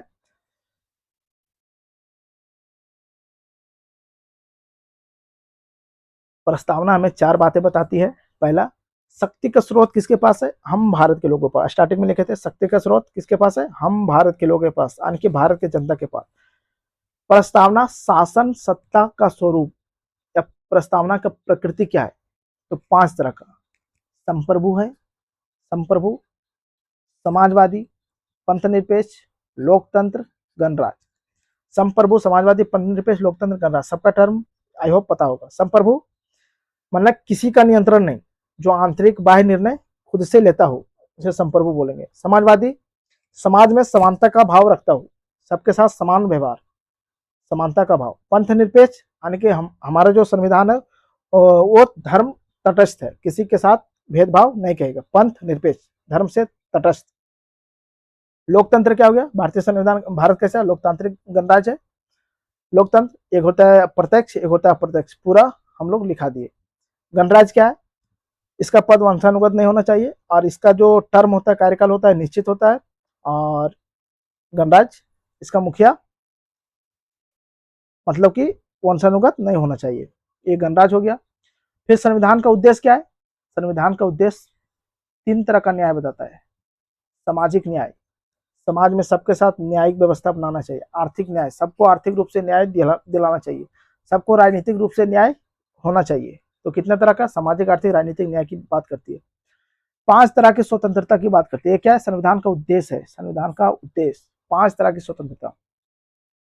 विचार, अभिव्यक्ति, विश्वास, धर्म और उपासना की स्वतंत्रता। फिर प्रतिष्ठा और अवसर की समता, अवसर की समता। फिर क्या है? व्यक्ति की गरिमा बनाए रखें, एकता बनाए रखें, अखंडता बनाए रखें और बंधुत्व भाईचारा बनाए रखें। अधिनियम या लागू होने की तिथि का है? 26 नवंबर 1949 ईस्वी को अधिनियम या लागू होने की तिथि है। तो पूरा हम लोग कंप्लीट किए जितना था। बेसिक कॉन्सेप्ट पहला चैप्टर, उसके बाद पृष्ठभूमि देखे थे, हिस्टोरिकल बैकग्राउंड दूसरा चैप्टर, तीसरा चैप्टर हम लोग देखे संविधान का निर्माण, फिर चौथा चैप्टर हम लोग देखे प्रस्तावना। यहाँ तक पूरा कंप्लीट किया। जनरली ये सब चीज को छोड़ दिया जाता है और जहां से मैक्सिमम सवाल हम देखे यहाँ से बना हुआ है, तो यहाँ से नहीं। अब हम लोग कल से स्टार्ट करेंगे भाग 1 से, संघ एवं राज्य एवं उनका क्षेत्र देखेंगे। फिर भाग 2 देखेंगे नागरिकता। फिर भाग 3 देखेंगे फंडामेंटल राइट। भाग 4 देखेंगे डीपीएसपी, राज का नीति निर्देशक तत्व। और 4A देखेंगे फंडामेंटल ड्यूटीज। तो जाकर के हमारा दूसरा पार्ट एक कंप्लीट होगा। उसके बाद हम लोग भाग 5 पढ़ेंगे, तीसरा पार्ट।